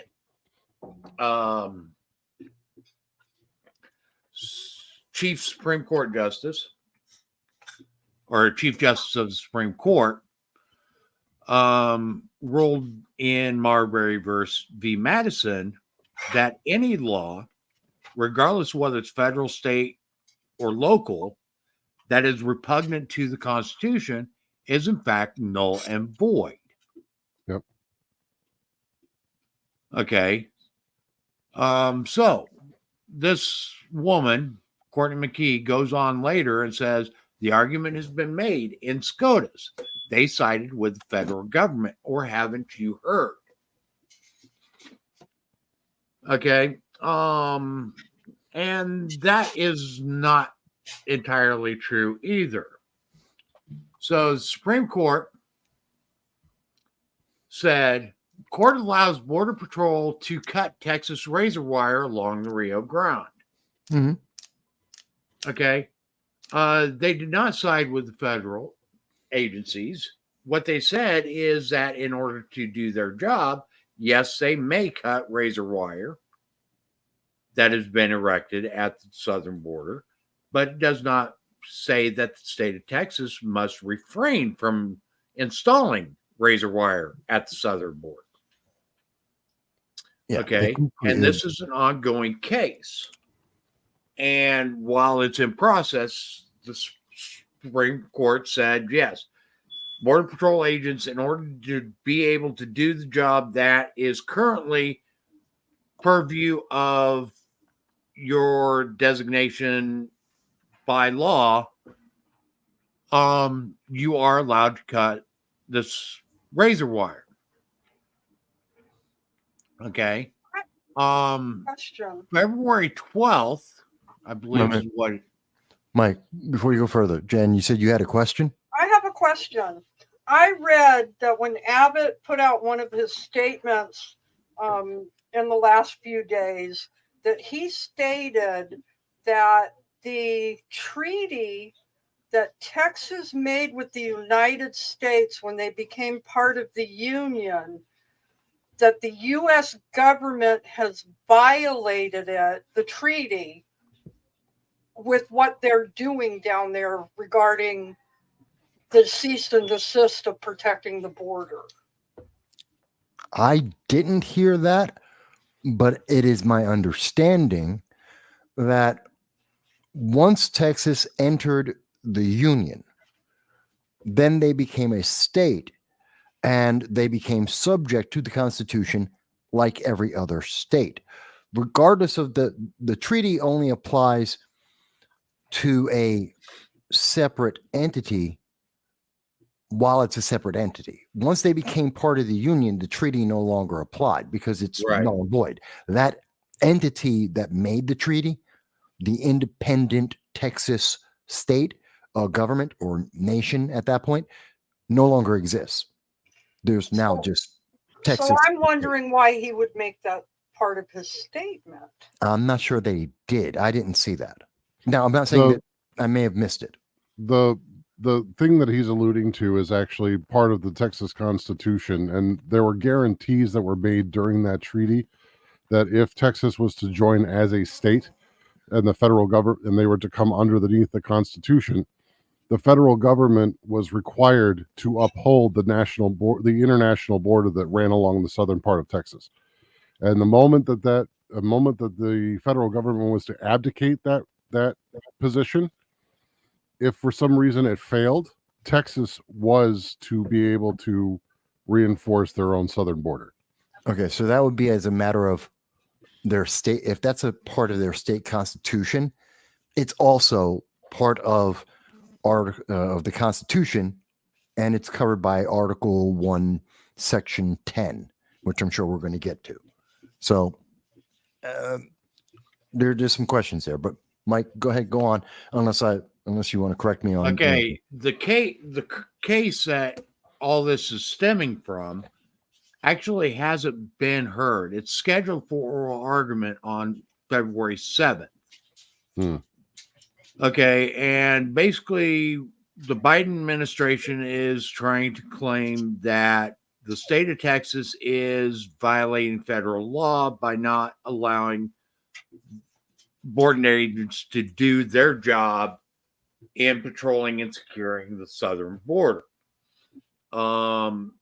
Texas's argument is that federal agents have not been allowed to do their job and are failing to do their job, and that it is under the 10th Amendment and under Article 1, Section 10 of the Constitution that Texas has the right of self-defense. And that they are actually being invaded. And because they are being invaded, they are allowed under that authority to protect their borders. And that's their argument.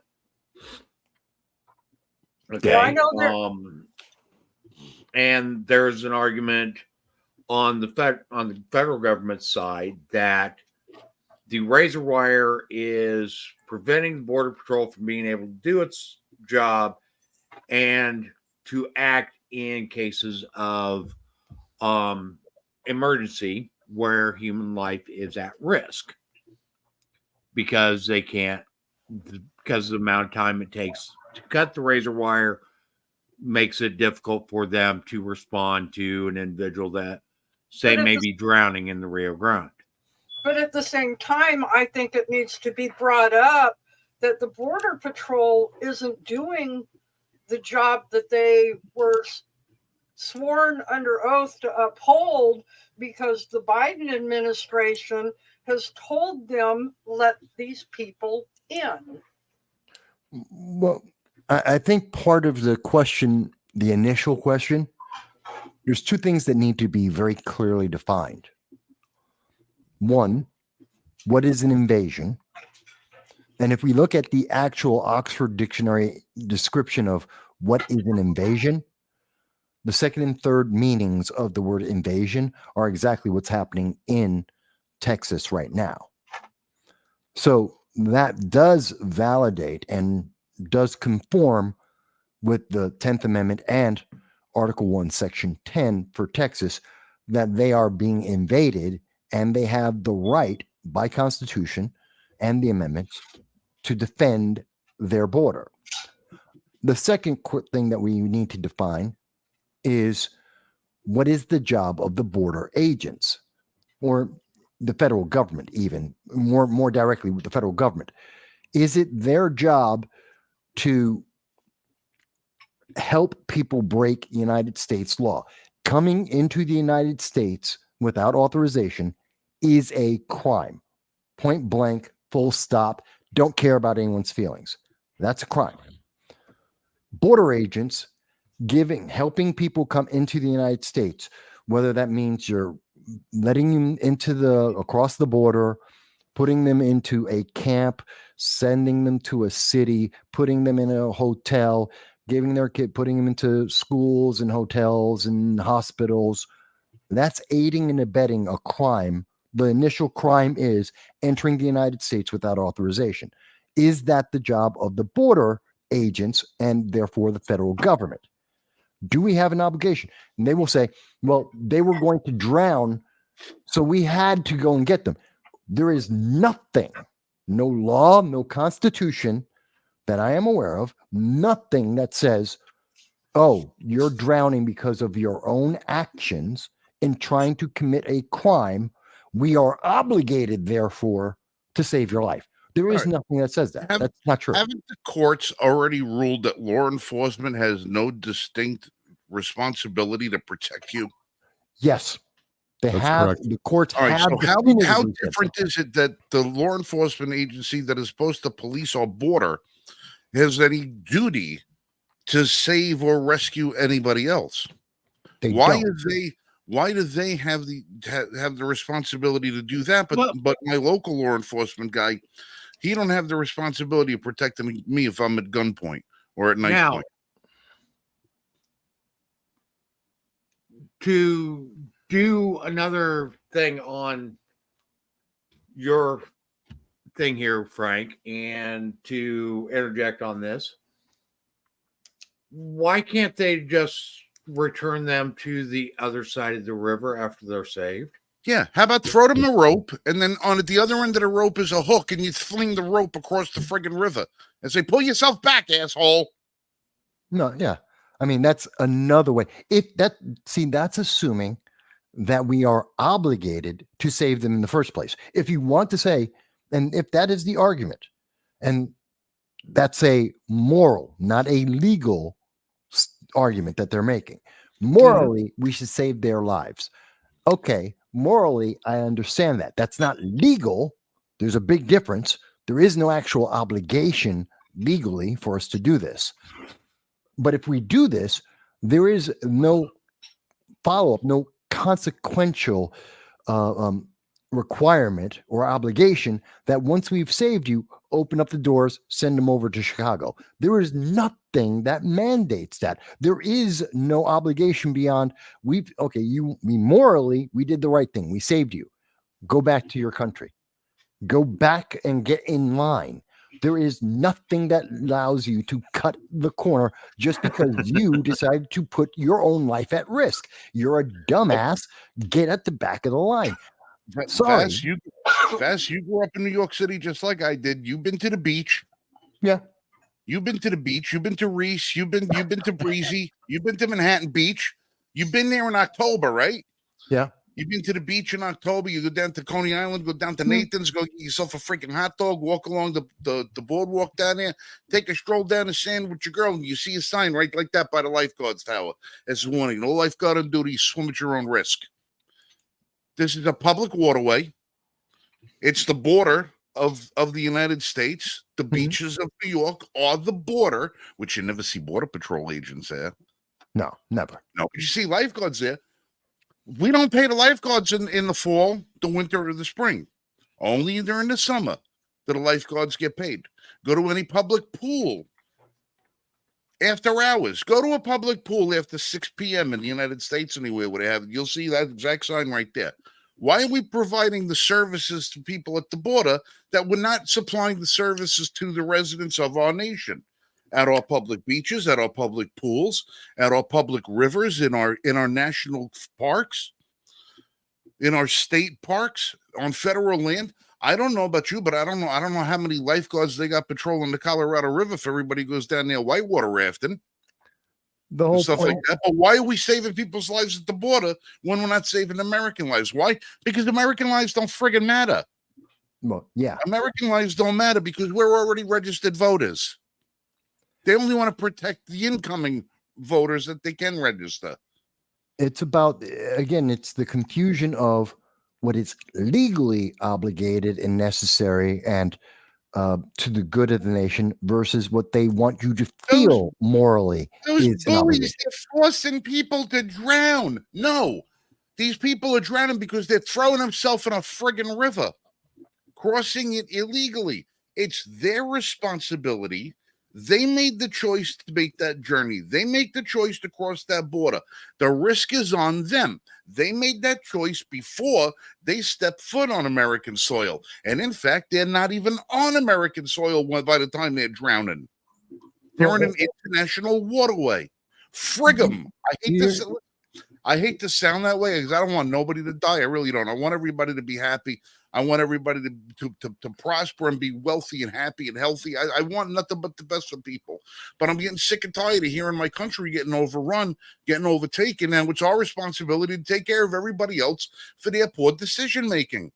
Well, While our government makes the poor decision to let tens of thousands of tons of fentanyl into the country, to let other people make poor decisions and so they could die. and there's human trafficking as well. But here's the thing. Yeah, those kids don't have a choice in the matter. The federal government is responsible for little boys and little girls every day in the United States getting raped, murdered, and thrown into a ditch. Raped and murdered.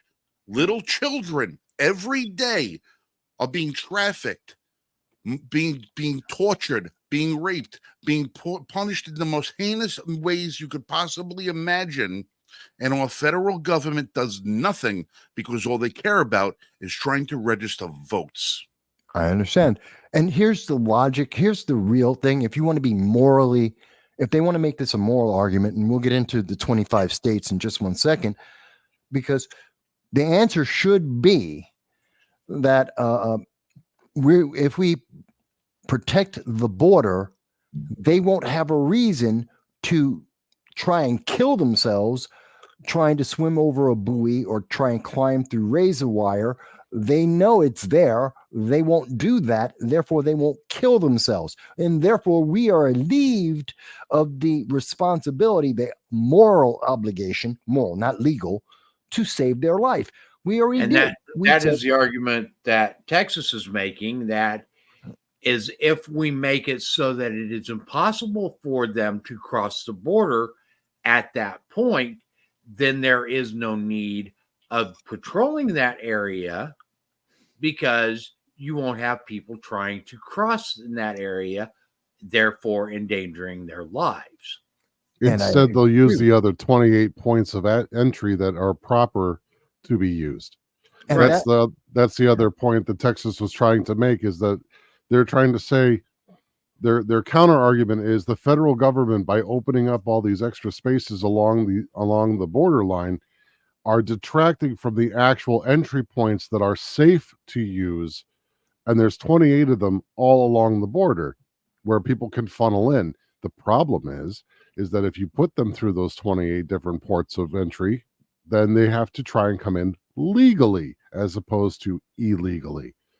And with the Border Patrol reopening all of those sections that are being blocked off, they like the federal government are facilitating and breaking the law with human trafficking and all the rest of the problems that we're seeing coming across the southern border. And it's not just Mexicans, it's Chinese, it's Arabs, it's people from Angola, It's got nothing Nigeria. It's got nothing to do with Mexicans. This isn't about people's skin color or No, because And they're coming actually, from a south good of the border. majority of the people that are doing these illegal crossings and then all of a sudden trying to claim asylum are actually legally claiming asylum because they did not request asylum in their first country of safety. All right, we just Yeah. had a guy 2 days ago. 2 days ago, the media caught this guy. The media caught him. Breitbart was able to identify him. This is a Saudi guy Mhm. who just spent 12 years in prison for terrorist activities, crossed the border from Mexico into Texas the other day, was escorted across the border by our border patrol agents.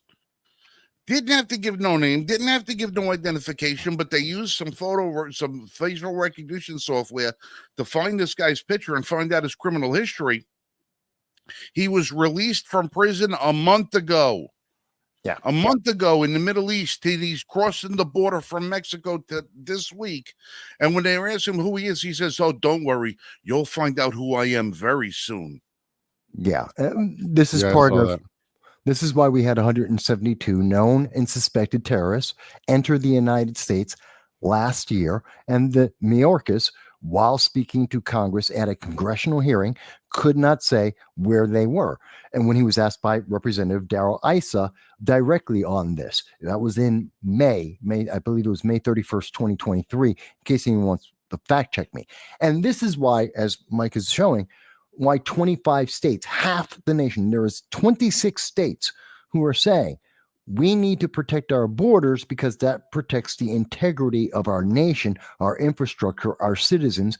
This action by the Biden administration on a false moral obligation is endangering people. This is the exact opposite of what the executive branch is supposed to be doing, and that's why they're trying to help. And Biden is forcing America into this political and what's more than just political division that he is making in this nation.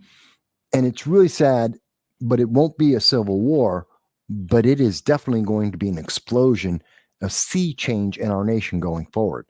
Oh, Well, they're And pushing I the want to bring first up part. something else along with this. Okay. Since 2021, 2022, the various Border Patrol whistleblower blowers have come forward. Okay. Border Patrol cannot see a path forward under Biden. There is no morale. In other words, they're literally saying we aren't allowed to do our jobs. And that is one of the quickest ways to bust morale in any agency is to literally prevent them from doing the job that they are tasked with doing. How they demonize them and say that they're whipping people when photos obviously and directly, eyewitness reports and photos tell you, no, they're not. Don't believe your own eyes. Don't believe your lying eyes. Yeah. Okay. So here we are. We have a Border Patrol that is demoralized. We've got multiple states, in fact, over half the nation has sided with Texas on this issue. We got a Supreme Court that basically gave the federal government a stay to say, yeah, you can allow border aides to patrol this section. And we have an ongoing court case that is up to the Supreme Court, which is getting ready to hear oral arguments on this matter. And we've got the state of Texas saying, hey, the federal government has failed to protect our borders. So we, under the authority of the Constitution, are stepping forward to do exactly what the Constitution says we can do. Right. And that that's part in the Constitution. We'll go ahead and read it here real quick, just as soon as I get up to it. Okay, so that part of the Constitution is under Article 1, Section 10. Okay. Second paragraph. No state Okay. shall okay, so it's clause 3. No state shall, without the consent of Congress, lay duty of tonnage, keep troops or ships of war and peace, enter into any agreement or compact with another state or with a foreign power, or engage in war, unless actually invaded or in such imminent danger as will not admit of delay. Okay, so that is the clause that Governor Abbott is holding on. Okay. Before you go further, I want to show people what the definition is of invasion, so we can be very clear what he is talking about, because I don't think most people really have that down. Let me just show that real quick. So when you're looking at this, an incursion of unwanted people, of masses of people entering an area they were not allowed to be in, they weren't asked to be in, that they have violated large numbers, like migrant caravans of 7,000 and 8,000 individuals at a time, millions of people crossing the border. That's by definition, that is an invasion by the definition of the word. So that cannot be confused. And when people say, well, it's not really an invasion. Yes, it is an invasion. The definition is clear, and that absolutely matches what is happening at our border. There is no question about it. You don't have to like it. It doesn't have to feel good. It is empirically correct. So now that we know it is empirically correct to say that there is an invasion, going back to what you were saying, Mike, and going back to Article 1, Section 10, third clause, or otherwise known as third paragraph. Okay, no state shall without, okay. So, unless actually invaded or in such imminent danger, okay. Governor Abbott has raised both issues, okay.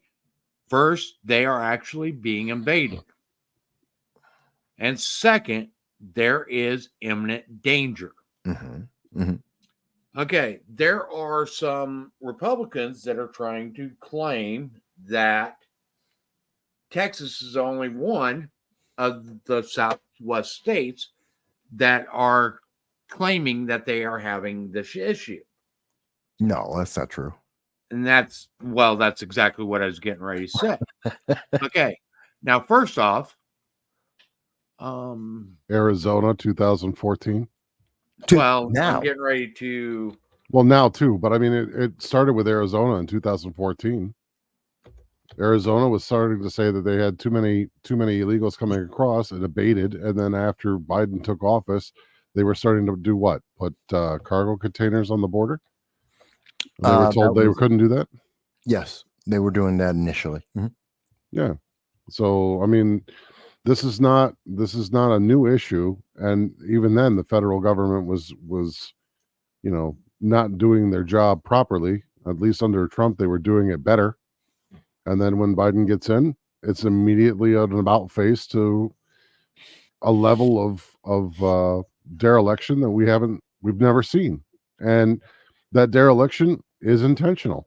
It can't be disputed now, because he's had every opportunity for the last 3 years to close that border up and actually make it so that we could reform immigration if he wants to bring these people in. And I would say to your definition, the only pushback I could see against the definition is that they're not authorized to be. Well, Biden authorized them. The federal government authorized those people to come across the border, so they can't be an invasion. And that's what you're going to hear, though that's incorrect, because by doing so, the federal government is abdicating their constitutionally charged duty of protecting the border and thereby are breaking the supreme law of the land. That's assuming that Biden even had that power in the first place. But go ahead, Mike. Okay. So what I got up here now is off of Google Maps, and it shows the border, the southern border, southwestern border that they're talking about. Okay. And there are 3 other states besides Texas that border Mexico. Texas has by far the longest border with the nation of Mexico. Mm-hmm. Okay, by far. Then possibly Arizona, then New Mexico, and then California, as far as length of border along Mexico. Okay. The Mexican border is the only border that actually has a river.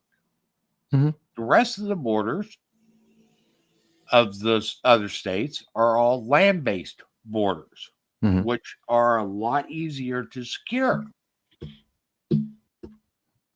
Okay, with walls, etc., or whatever. So the claim that these other states aren't having problems is, number one, a falsehood, because they are. Okay, California's stated that they are having so many quote unquote undocumented entries into the state of California that they can't handle them all. Arizona's stated the same thing, so is New Mexico. Okay, the only one that's actually taken a stand is Texas, because they're doing what they believe is the right thing to do to protect their citizens. Yeah. And the fact that the other states aren't doing this shows that they are actually letting their states down. Now, I want to bring up one other thing on this. Governor Abbott is absolutely doing the correct thing. It is his responsibility to protect his constituencies, the citizens of his state. Yeah, it's an obligation. Okay. The fact that the governors of New Mexico, Arizona, and California are not doing this speaks volumes. Okay. Well, you got the governor of California who's giving all the illegals free health care at the cost of the taxpayers. They are actually not living up to their responsibility of being the watchguard of the against the federal government. Okay. All right. Well, let's remember that the New Mexican governor is more concerned about violating her constituents' Second Amendment rights by suspending the Constitution in her state. Yeah. Okay. The Arizona governor, well, we know what she's doing with the property over there, what's going on over there, and we know that Newsom uses this as all to his political advantage. I don't know why. I don't know how he seems to think that this is benefiting him. But the only governor that we have on the southern border is Abbott doing his job. Every one of the ones that's not doing his job all has a big fat D in front of their name. Yeah. Mm-hmm. This is ideologically driven. Yes. Believe me, if they could put what was her name? The former governor of Texas with the white hair, and what was her face? Governor of Texas back in the early 90s. Oh, you're going back a ways. Yeah, I don't know. Ann Davis. Well, so no, well, Ann B. Davis was the lady. Was Alice on the Brady Bunch? She probably would have made a much better governor. She could hold the house together. I'm sure she could do something with the border. But that lady was a Democrat. She would not have stood up with what's going on with this.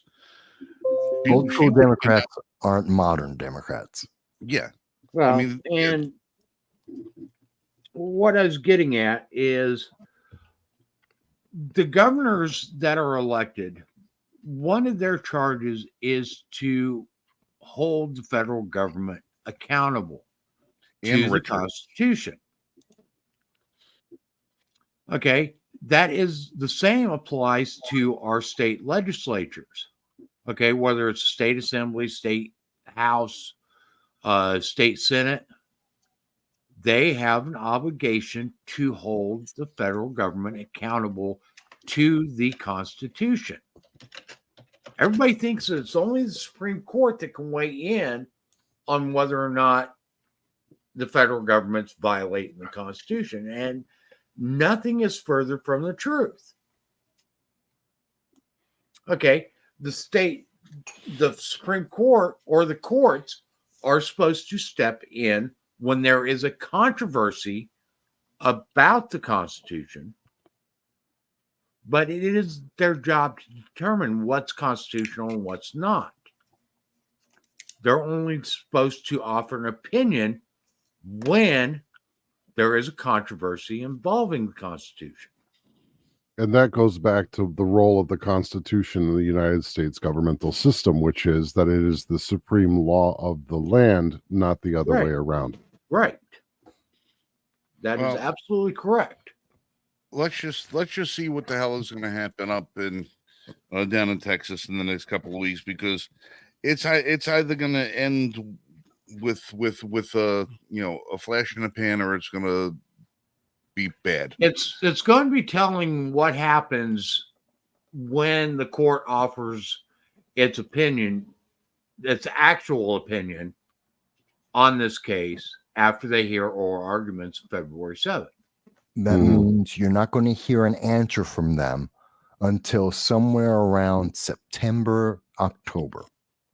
Well, I'm just concerned that you have two forces of opposing opinion, or at least whose bosses have opposing opinion, converging on the same point, each with a different task mission. One is there to keep the border open, one is there to close it. And both of those points are armed. And I'm just afraid of what's going to happen if one guy decides he's got an itchy trigger finger, or somebody does something stupid, somebody steps out of line, a joke is taken the wrong way. No, that's not going to happen. No, the most you'll see is I'm concerned that it might, because in this world, it don't take much.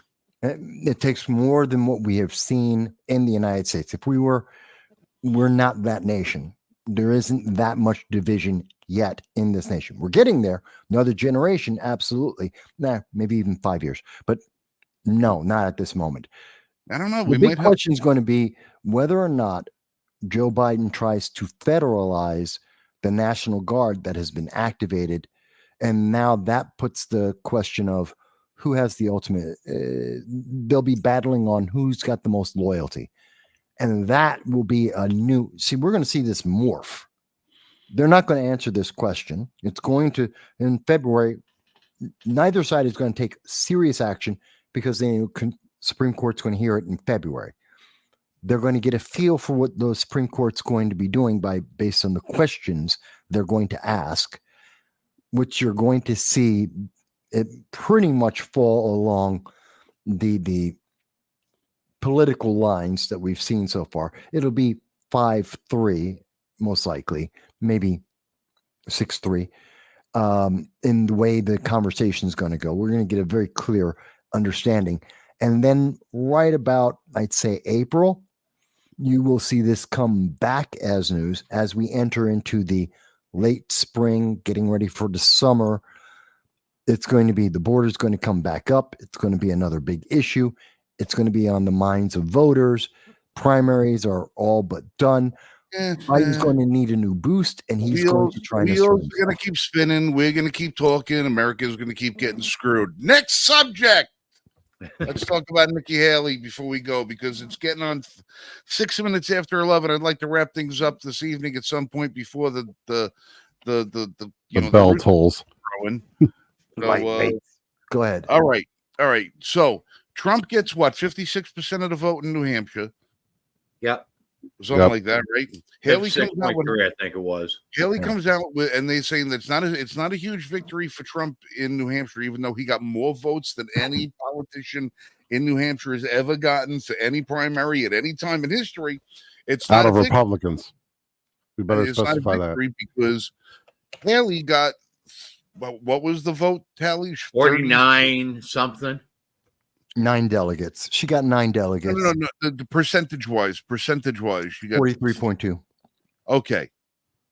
And they're saying, she cleaned up, but they're not telling the people that 70% of the people, according to an MSNBC exit poll, 70% of the people that voted for Nikki Haley identified themselves as other than Republicans on the night of the primary. So 70% of the voting tally that she got were not Republicans, but they voted in a Republican primary. And they're trying to say that this is not. So when you extrapolate her numbers and then extrapolate a real figure, Nikki Haley got 12% of the vote. Pretty much. You're talking out of Republicans and Independents, correct? Yeah, just 12%. Just Republicans, because remember, Republican primaries are supposed to only allow Republicans to vote. Most but New Hampshire's special and it has open primaries. Yeah, it's one of the few open states which allows for manipulation by having voters pick the weakest candidate possible to try and upset the apple cart, which didn't work in this case. I mean, I like New Hampshire's slogan "Live free or die," but there are some things where they don't know what the hell "live free or die" means. Yeah, not anymore. They don't.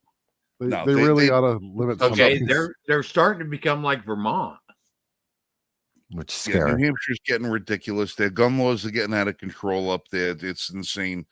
But now Haley comes out, and everybody in the right wing has been out there saying Haley should just call it a day. Say good game, throw it in behind Trump and everything else. Now Trump, he's got a little bit of a different position of this. He wants the primaries to continue. Yes. Well, it's good for him.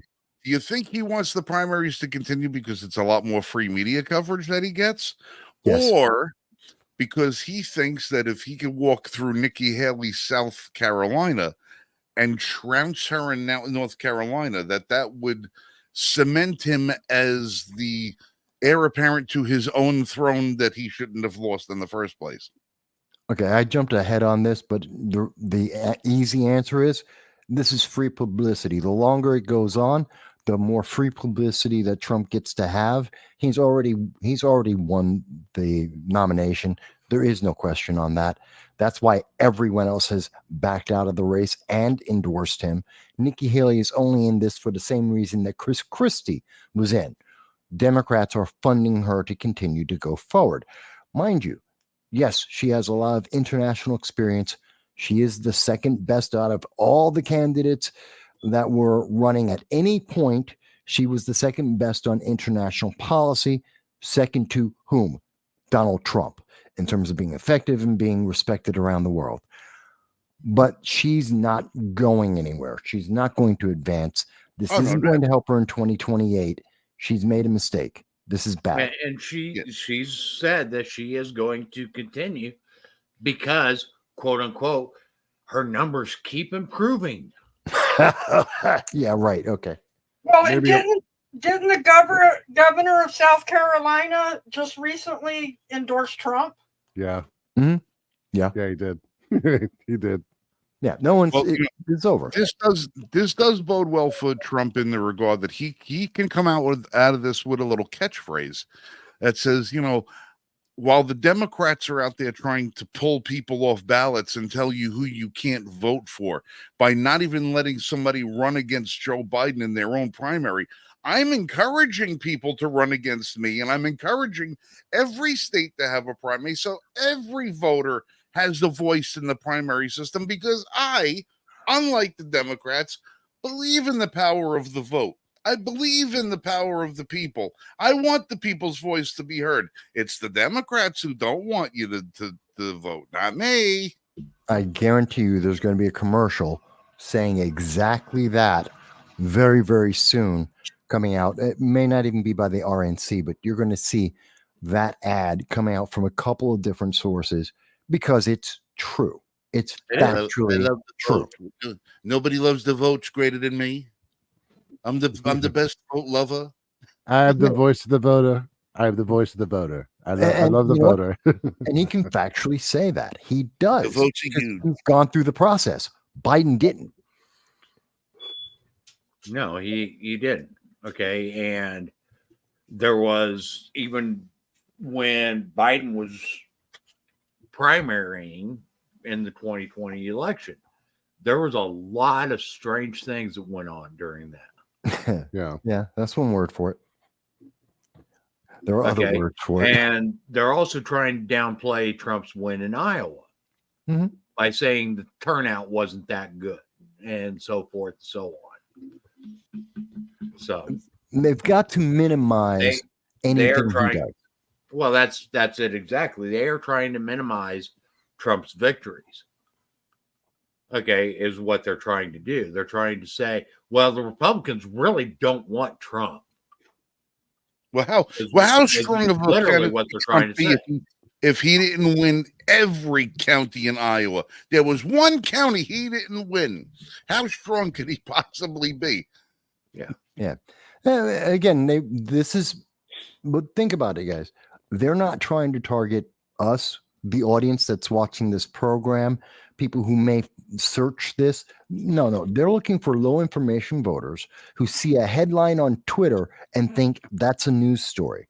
People who listen to the news for 30 seconds and they're going by the summary that was created by the executives at a multi-million-dollar news station that gets its money from election season. They're getting money from the DNC hand over fist. They want this. That's who's giving you your news. They're getting paid to say these things. And they're giving out these 30-second blips that if you don't pay any attention. Our job to tell the American people what to think. Welcome to the Daily Show with Jon Stewart. Yeah, they're bringing him Yeah. back. They're bringing Yeah, I Stewart know. back. I saw. So you're gonna get your news bites from Comedy Central. Good job. Rachel Maddow. Oh God. I really hate that woman. Well, listen, I'm gonna let you guys wrap things up. Before you do that, I have an update. I just wanted to let you guys know. I am about, because I had a few other things going on, so I'm about 3/4 of the way done with the book. I've already started to write my review up. I'm good. hoping to get that review to you probably the end of next week, by next weekend, because I have to have somebody look over it and tell me how to correct things and move things around. Well, that'll be Marshall. Marshall is editor of the website. Well, you don't want me editing anything. No, that's fine. But before it's turned over to Michael, I have somebody else that's going to be looking at it who knows a lot about writing too. Right. But I just wanted to give you an update because I know she's going to be on in 2 weeks. Yes, and Liz you got to Lazarus. put the review up on the website. Yeah, and- Liz Lazarus is coming in to discuss the book that she sent to Jan, as well as 2 other books. And Liz is an active Second Amendment proponent, and she is a very effective advocate and activist for our behalf. So we're going to be happy to have her here in a couple of weeks to discuss a book and go from there. Right now, she was just at SHOT Show. She was just out at Gunsight Academy. the week before SHOT Show. She's been a week out at Gun Sight and then a week at SHOT Show. So she's been like having like the best weeks ever. I'm so upset. I missed SHOT Show this week. Yeah. I was supposed to be there, but unfortunately not about that. But listen, I gotta run. I have 2 dogs, both of them are a little under the weather. I have to go maintain a whole bunch of medication and other stuff and keep an eye on them while everybody else is sleeping. So I'm going to bail out a few minutes early. You guys continue on doing what you're doing. I'll catch up with you guys next week. Check out the Range Report YouTube channel. Got a couple of brand new gun reviews up there. A couple good, couple bad, some in between. And you guys be safe and shoot straight. Love you guys. Thanks for joining us tonight. And I will catch you guys on next Friday. Night, Frank. No, Frank. Right. Night, Frank.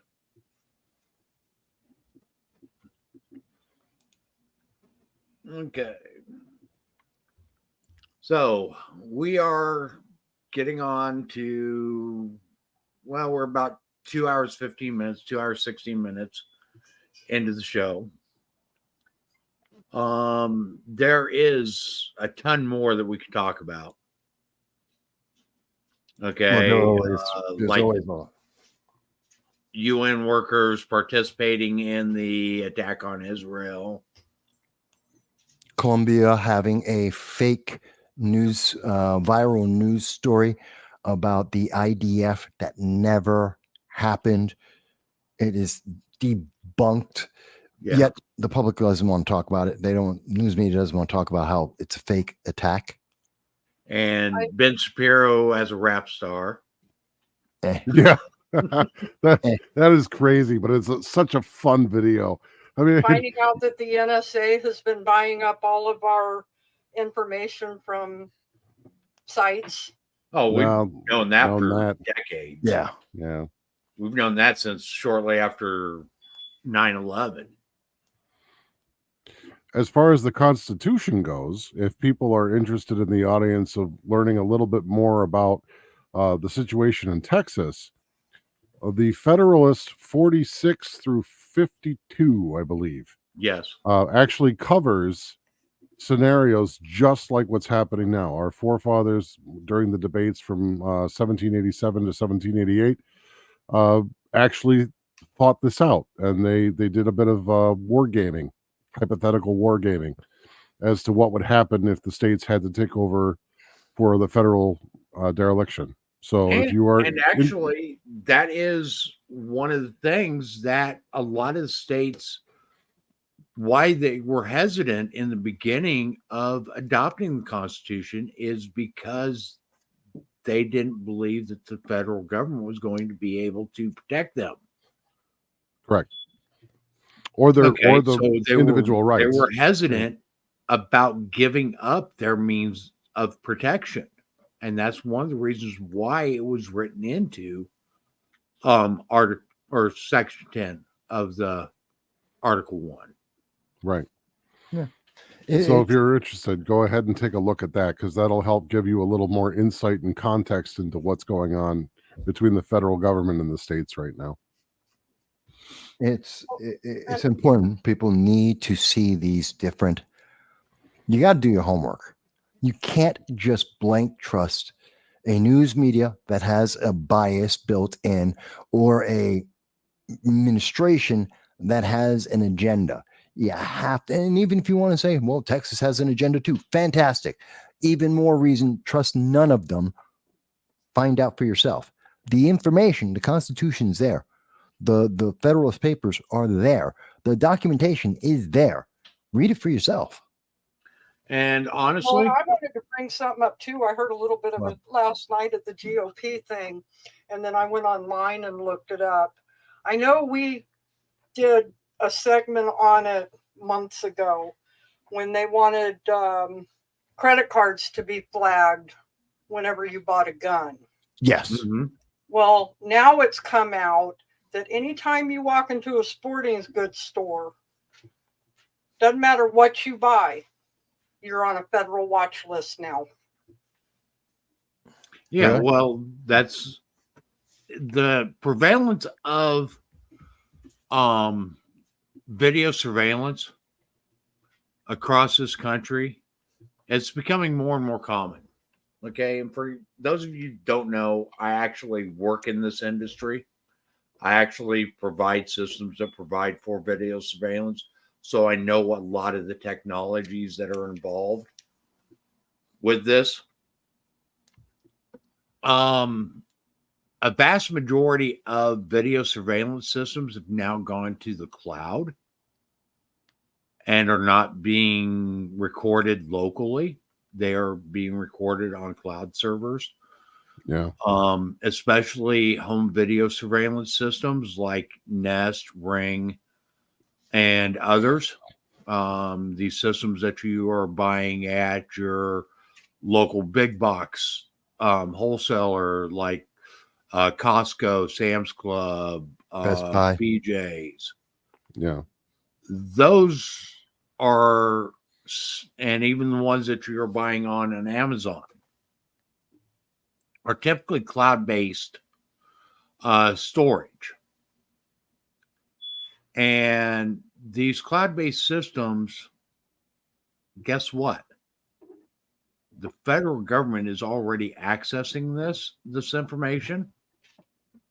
They are already, and actually not even just federal government, state governments and state law enforcement local law enforcement agencies are accessing these videos. Oftentimes without the owner's knowledge or consent. In fact, if you know the system well enough, the cloud is so unable to be protected that foreign nationals can even break in, which is one of the reasons why we have the Hunter laptop documents, because of a backup from the cloud that was retrieved by international hackers and then made public. So anything that's on the cloud, you have to assume is going to be accessible by the public at large. And a lot of these systems are now have facial recognition built into them. Yes. Which should never be allowed in this country. They have things built in that does license plate recognition, vehicle recognition, built in that will identify you by the clothing that you are wearing, and various other things. Well, did you hear the latest on the Ring issue? No. Which one? Amazon, I guess, purchased Ring a couple of years ago. Yeah. It's been several years Amazon ago. came out the last couple of days and stated that they will no longer turn over anything if the police request a video from somebody's Ring camera. Now, I bet you they'll buy it, though. We all know that, yes, the police can get a warrant. They can go to the homeowner. But why all of a sudden are they making it tougher to get video footage which supports the criminal? Because Amazon got a lot of heat and actually had several lawsuits filed against it Invasion of for privacy. turning over information from various people's cameras without their consent or knowledge. Okay. Invasion of privacy. So they have the argument Amazon invaded people's privacy, violation of their constitutional rights because they didn't consent to anyone sharing that information. And so now they're trying to back their way out of what they've already been doing. Because what that is a legal admission that they have in the past, at least in some cases, to some degree, they have been giving law enforcement private information. Without any warrants being involved. Without warrants, without consent, without that makes sense because that makes sense because the article I read mentioned nothing of that. They actually had a place that was for law enforcement agencies where law enforcement agencies and Amazon admitted to working with law enforcement agencies in building up a means of communication between Amazon and law enforcement agencies specifically for the access of these video surveillance devices. But their statement now in saying that we no longer will means that you have been just by that statement alone. But it's easier for them to get away with it because people aren't thinking about, well, this is the consequence of a previous action. This isn't new. You've already been doing an action. This is the consequence of it. So people aren't thinking about that. You're not supposed to stop and actually analyze. And this is, I mean, obviously this is what we do, right? We analyze, what are they saying? Well, this is the consequence. What was the action? The action was they did give it away. So it kind of gives you that. And it's kind of like when we think about politics, when we think about Georgia, Fani, the whole debate debacle there. It's literally Amazon saying, oops, we got caught. Yeah. So now we're going to change our policies because we got caught. Exactly. And basically what is even more telling, they've already set up these relationships. They've already set up these liaisons and stuff, which cost Amazon a lot of money. I guarantee they're not going to let those go. Oh, no. Hell no. They're still going to be doing this, but it's going to be a lot more hush-hush. That is being done. Yeah. Well, you got to redefine printing all your user agreements, because just like with Amazon going in, Siri, there's that. But there's also, the agreements like with Facebook, where if you go deep into the user agreement, they can turn on your phone and record and actually listen to whatever's on your phone, whatever you're saying on your phone, whatever's on the microphone, whatever the video can see. And they will randomly just turn it on and just record. I've And caught them all doing these it people before. with these infotainment center systems in their vehicles, guess what? All kinds of information is being stored there. Yeah. GPS and all the rest. Okay. I mean, we are being so blinded by the convenience of our technology that we're not understanding the true implications of this convenience and what we're actually giving up for it. That's why they never want people to stop and think. It's always go, go, go, go. Get to the next story. Get to the next story. Make the story shorter and shorter. Oh, don't talk about this in an hour. Don't talk about it in half an hour. Don't talk about 15 minutes. 1 minute shorts. Do it in 30 seconds if you can. Shorter, shorter, shorter. Don't think next story, next story. Don't stop. Because if you stop, you caught us. You stopped and you thought about it. Oops, you noticed what we're doing. That's why it's constantly go, go, go. Peter says your car's going to have a printer in it just to spit out tickets. Then that's kind of like that movie. Peter, I don't know if you, in fact, I think we mentioned it on this show in the past. Ford actually has a patent where your vehicle can actually repossess itself. Jesus. Shut itself down. No, not shut itself down. I know That's about part shutting of the itself process. down. Yeah. It can actually drive itself back to a predetermined location. Oh, the automated cars. Yeah. Self-drive. Okay. Wow. So if you fail to pay your car payment, first they'll start nagging you. Pay your car payment, pay your car payment, pay your car payment. Then it'll escalate, and every time you go drive its car, it'll start making annoying noises or start making it so that you can't drive as fast as you want. Shut down the infotainment system and various other things just to make it so that it is an annoyance to drive your vehicle. Okay. And then And then as it continues to escalate until it gets to a certain point, and then at that point, your vehicle will actually drive itself back to a predetermined repossession point where the bank or the lender can actually take possession of that vehicle under a repossession. So, in other words, just buy used cars. Old used cars. Yeah. The thing, Well, the thing for shutting off vehicles, boss, they're still working on that. I've heard that they have. I recall reading about remote kill switches. They're there. I mean, I know they've done it because they did it in California, the state of California. Remote turned off, or they had Tesla turn off the charging this summer, 2023, summer of 2023. Yes. They turned off the electric vehicles. You couldn't charge your, like, you can plug it in. Tesla's already got that technology out there. Yeah. And and it will.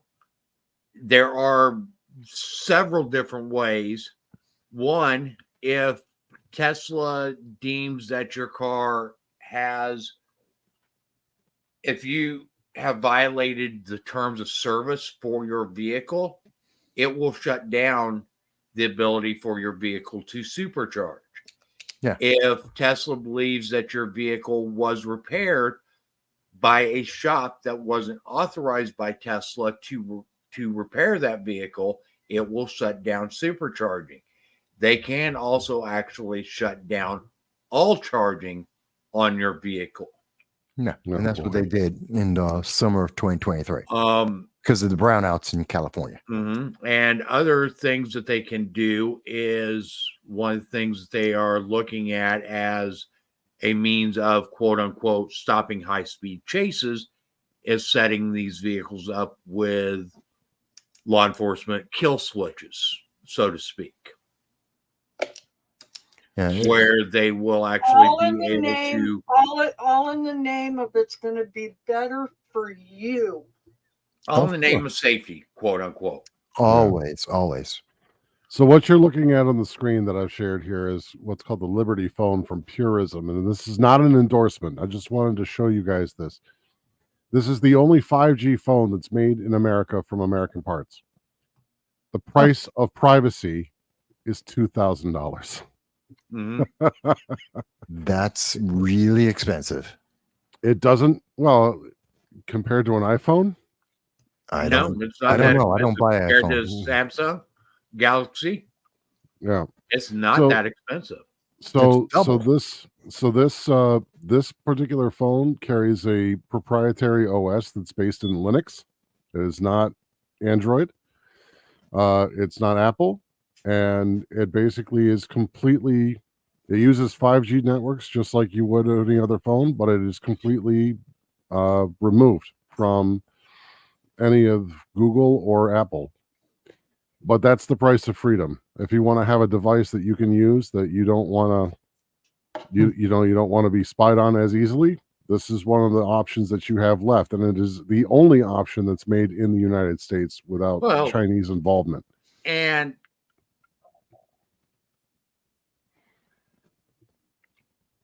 just because you're connected to a cell phone network, and I don't care who your carrier is, whether it's AT&T, Verizon, or who it is, you're not safe. No, but federal and state agencies both have these dummy cell sites that they can put out that your phone will attach to, and any phones in the area will attach to. Okay. And you will still be able to complete your calls and so forth. But the whole time that you're attached to this device, everything's being recorded and documented. Okay. Every call you make, including voice recordings, are all being cataloged from these devices. Voice recordings, text, like what do they call it? Text all your capture? Text messages, your SMS, all your media transfers, everything, all your data, all your phone, everything your phone does is documented by that's bogus cell site. Yeah. That's why everything is smart nowadays. That's why they want you to put smart refrigerators in your home. They want you to put smart stoves in your home. They want you to put a smart meter on your house to run your so they can shut it off anytime they want. Oh my God, NICEC's been after me for the last. Well, actually, they've been calling my wife to set up the appointment to put a smart meter on the house, and I'm looking at it going, no. I'm like, no. They'll just do it. Yeah. Eventually they will. Yeah, they'll, even if we don't contact Okay, them, because one day they'll some come of out these to the smart house. meters, all they have to do is pop out the old meter and put in the new one. Yeah. There are some the thing that actually documents your kilowatt hours. Mm. There are some people that I've heard that they've shut off their power and taken their regular meter off because they refuse to have the smart meter put on. So they're I going wouldn't to doubt it. put it on any way they can eventually. Well, see, up to the meter and including the meter is theirs. all the power company's property. Yeah. Mm-hmm. Okay. And the up to that point of where the meter is, that's all classified as right of way. Mhm. Okay. Right. So the power company can go on there, not get charged with trespassing, And change and it. swap out the meter with or without your consent. Mm-hmm. Sad but Okay. true. So you can refuse all you want. It doesn't matter. You don't have like stand up. Now, interestingly enough, and I checked the NICEC regs for this. If you're in town, you have to be on that utility. But it does not say that if you are taken off that utility by the power company, that you can't have an alternative to run electricity in your home. Right. So basically what you would have to do is, if you really didn't want to have to use the smart meter, you would come up with, say, an off-grid system that you could switch over to. Now, the There's power company, multiple off-grid systems that are very effective for home. In fact, the- I am an advocate of many of them. the power company will ask you if you have an intention, say if you're updating a service, to include emergency generators or some other power source, but they can't forbid you to have them. No, they cannot. So the smart idea would be to always have a backup, and then if you really feel like sticking it to them, let them shut you off, and then just turn the lights back on. There are multiple ways. Okay, and I am a huge advocate of these for people, and you need to make this decision on your own. You can do solar. Okay, you can do wind. You can do geothermal, or you can do a fossil fuel alternative that will generate power for your residents. Okay, I mean, all of them are very well suited for that. Okay, and they come obviously with various costs, and they all come with their own unique advantages and disadvantages.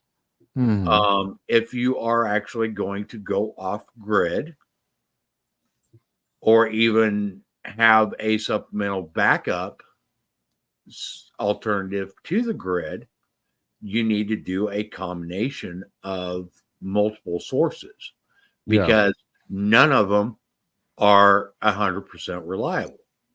Correct. They will fail. They often do fail. This is why even when governments build up solar panel farms, wind farms, they also have generators that are on 24/7 because they fail, and they will fail. It's part of the calculation. They're going to fail.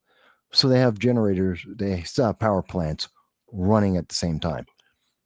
It's part of that whole mindset. Again, you got to think it through, folks. You got to think it all the way through. If you want reliable power, you have to have redundancy, period.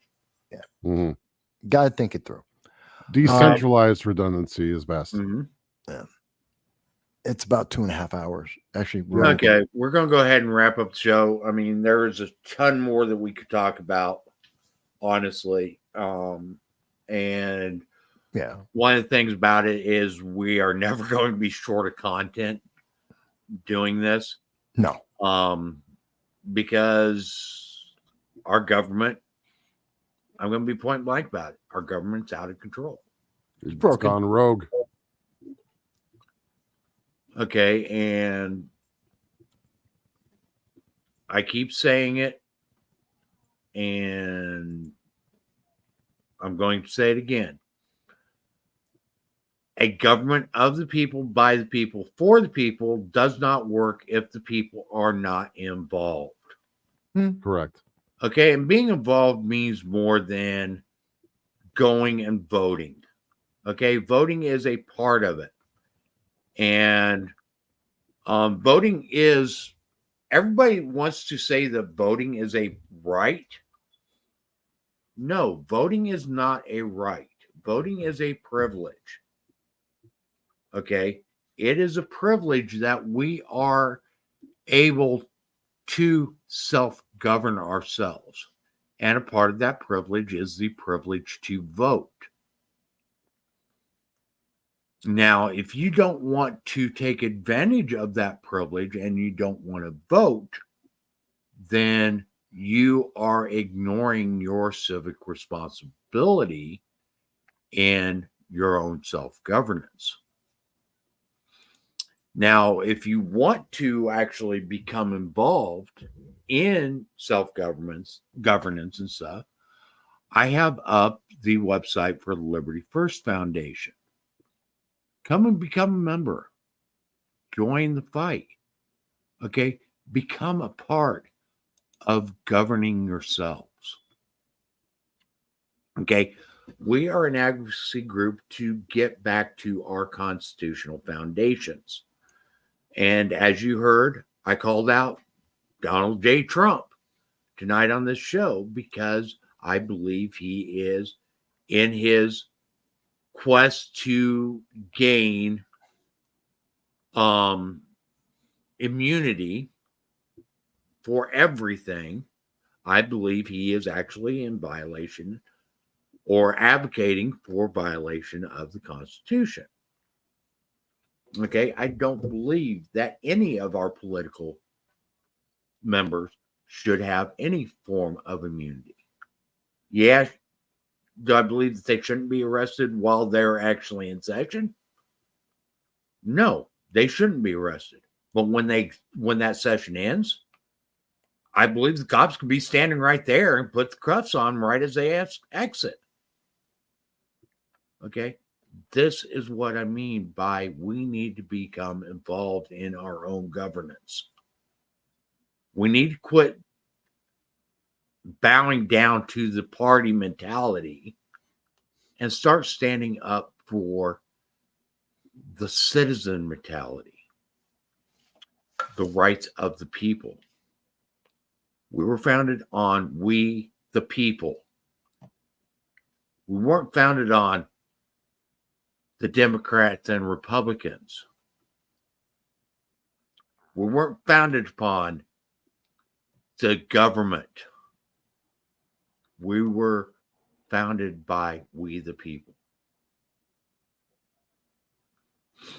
So if you do want to become a member of the Liberty First Foundation, you can do so through our membership drive. Okay, you can find that here. We are working on becoming affiliated with another payment processor other than PayPal. Once we get that enacted, we will let everybody know. But right now, we do go through PayPal to process our payments for this. Okay. It doesn't mean that you still can't become a member or other ways. But for $15 a year, you get access to several things. Okay. And we are going to be working on more things in the coming year that will make this membership even more valuable. Okay.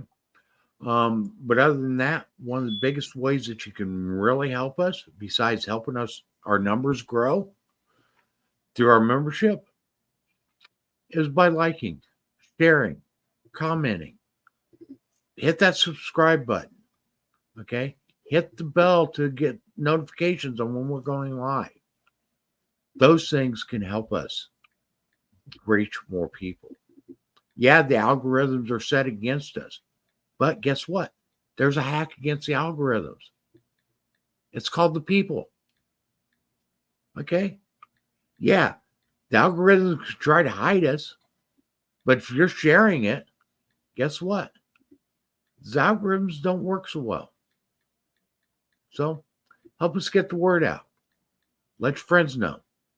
Word of mouth advertising is always the best. Okay? Always. Michael, kind of give them background on where they can find you and some of the things that you do. Well, we're right into season 6 of the Sunday live stream. You can go to No Soundbites Allowed on any of the social media, Rumble, YouTube, Twitter, all that. We're on every Sunday at 2:30 p.m. Eastern Standard Time, and we spend anywhere from 2.5 to 6 hours going over the issues based on what's important to you, reaching out to everyone around the world, taking their chats, their tweets, and sometimes their phone calls, talking about in depth, going into the details about everything and how everything is affecting us and will affect us in the future. It's long form politics, folks, and it's been doing really well. We've been 6 years. This is the seventh year that we've been doing it, and it's going strong. And hopefully, people will check it out. No Soundbites Allowed. That easy. Okay, Dal, why don't you go ahead and give your plug? All right. Dal Grimm from Grim Liberty on Rumble, and it's a brand new channel with the intention of going and doing deep dives into constitutionalism. We're going to be pulling from the documentation of the period directly, as well as trying to give some relevant commentary and tie the history to current events. And we will also be pulling from sources like Hillsdale College and their constitutional courses and things. So if you want to come on over, take a look. Right now, the channel only has these live streams that I'm involved in up on the channel, but soon there will be new content, and hopefully you'll join us for the discussion here as well as there and learn something and become ungovernable so that you may govern yourselves. Say its name again. Grim Liberty on Rumble. And Jan, why don't you go ahead and do your plug? I just want to say get involved. Continue to follow Liberty First Foundation. Join us. Get involved in the conversation. It's important that our voices are out there. Follow Mr. Boss. He really does good deep dives. Absolutely. And has very good knowledge on the subjects he talks about. Doll, I'm going to have to check you out. Thanks Soon. for plugging yourself. And on my end, I mentioned it to the guys before we started the show. I have acquired somebody who was persecuted under the January 6th insurrection, who has said that, yes, he would come on our show, hopefully very soon. So I think Michael are looking forward to that. Oh, yeah. We are. Oh, yeah. That should be a great discussion. We always enjoy having guests on our shows because they offer insights that we can't. Okay. Speaking of Dal and his deep dive into the Constitution and history, this is a book that I picked up probably a couple weeks ago. Mm-hmm. It's U.S. Constitution and Other Writings. This book And I found it actually at my Sam's Club, believe it or not. Huh. This book, you can actually find various locations. It has basically all of our treaties and other important papers, starting with the Mayflower Compact That's a and good working one. forward.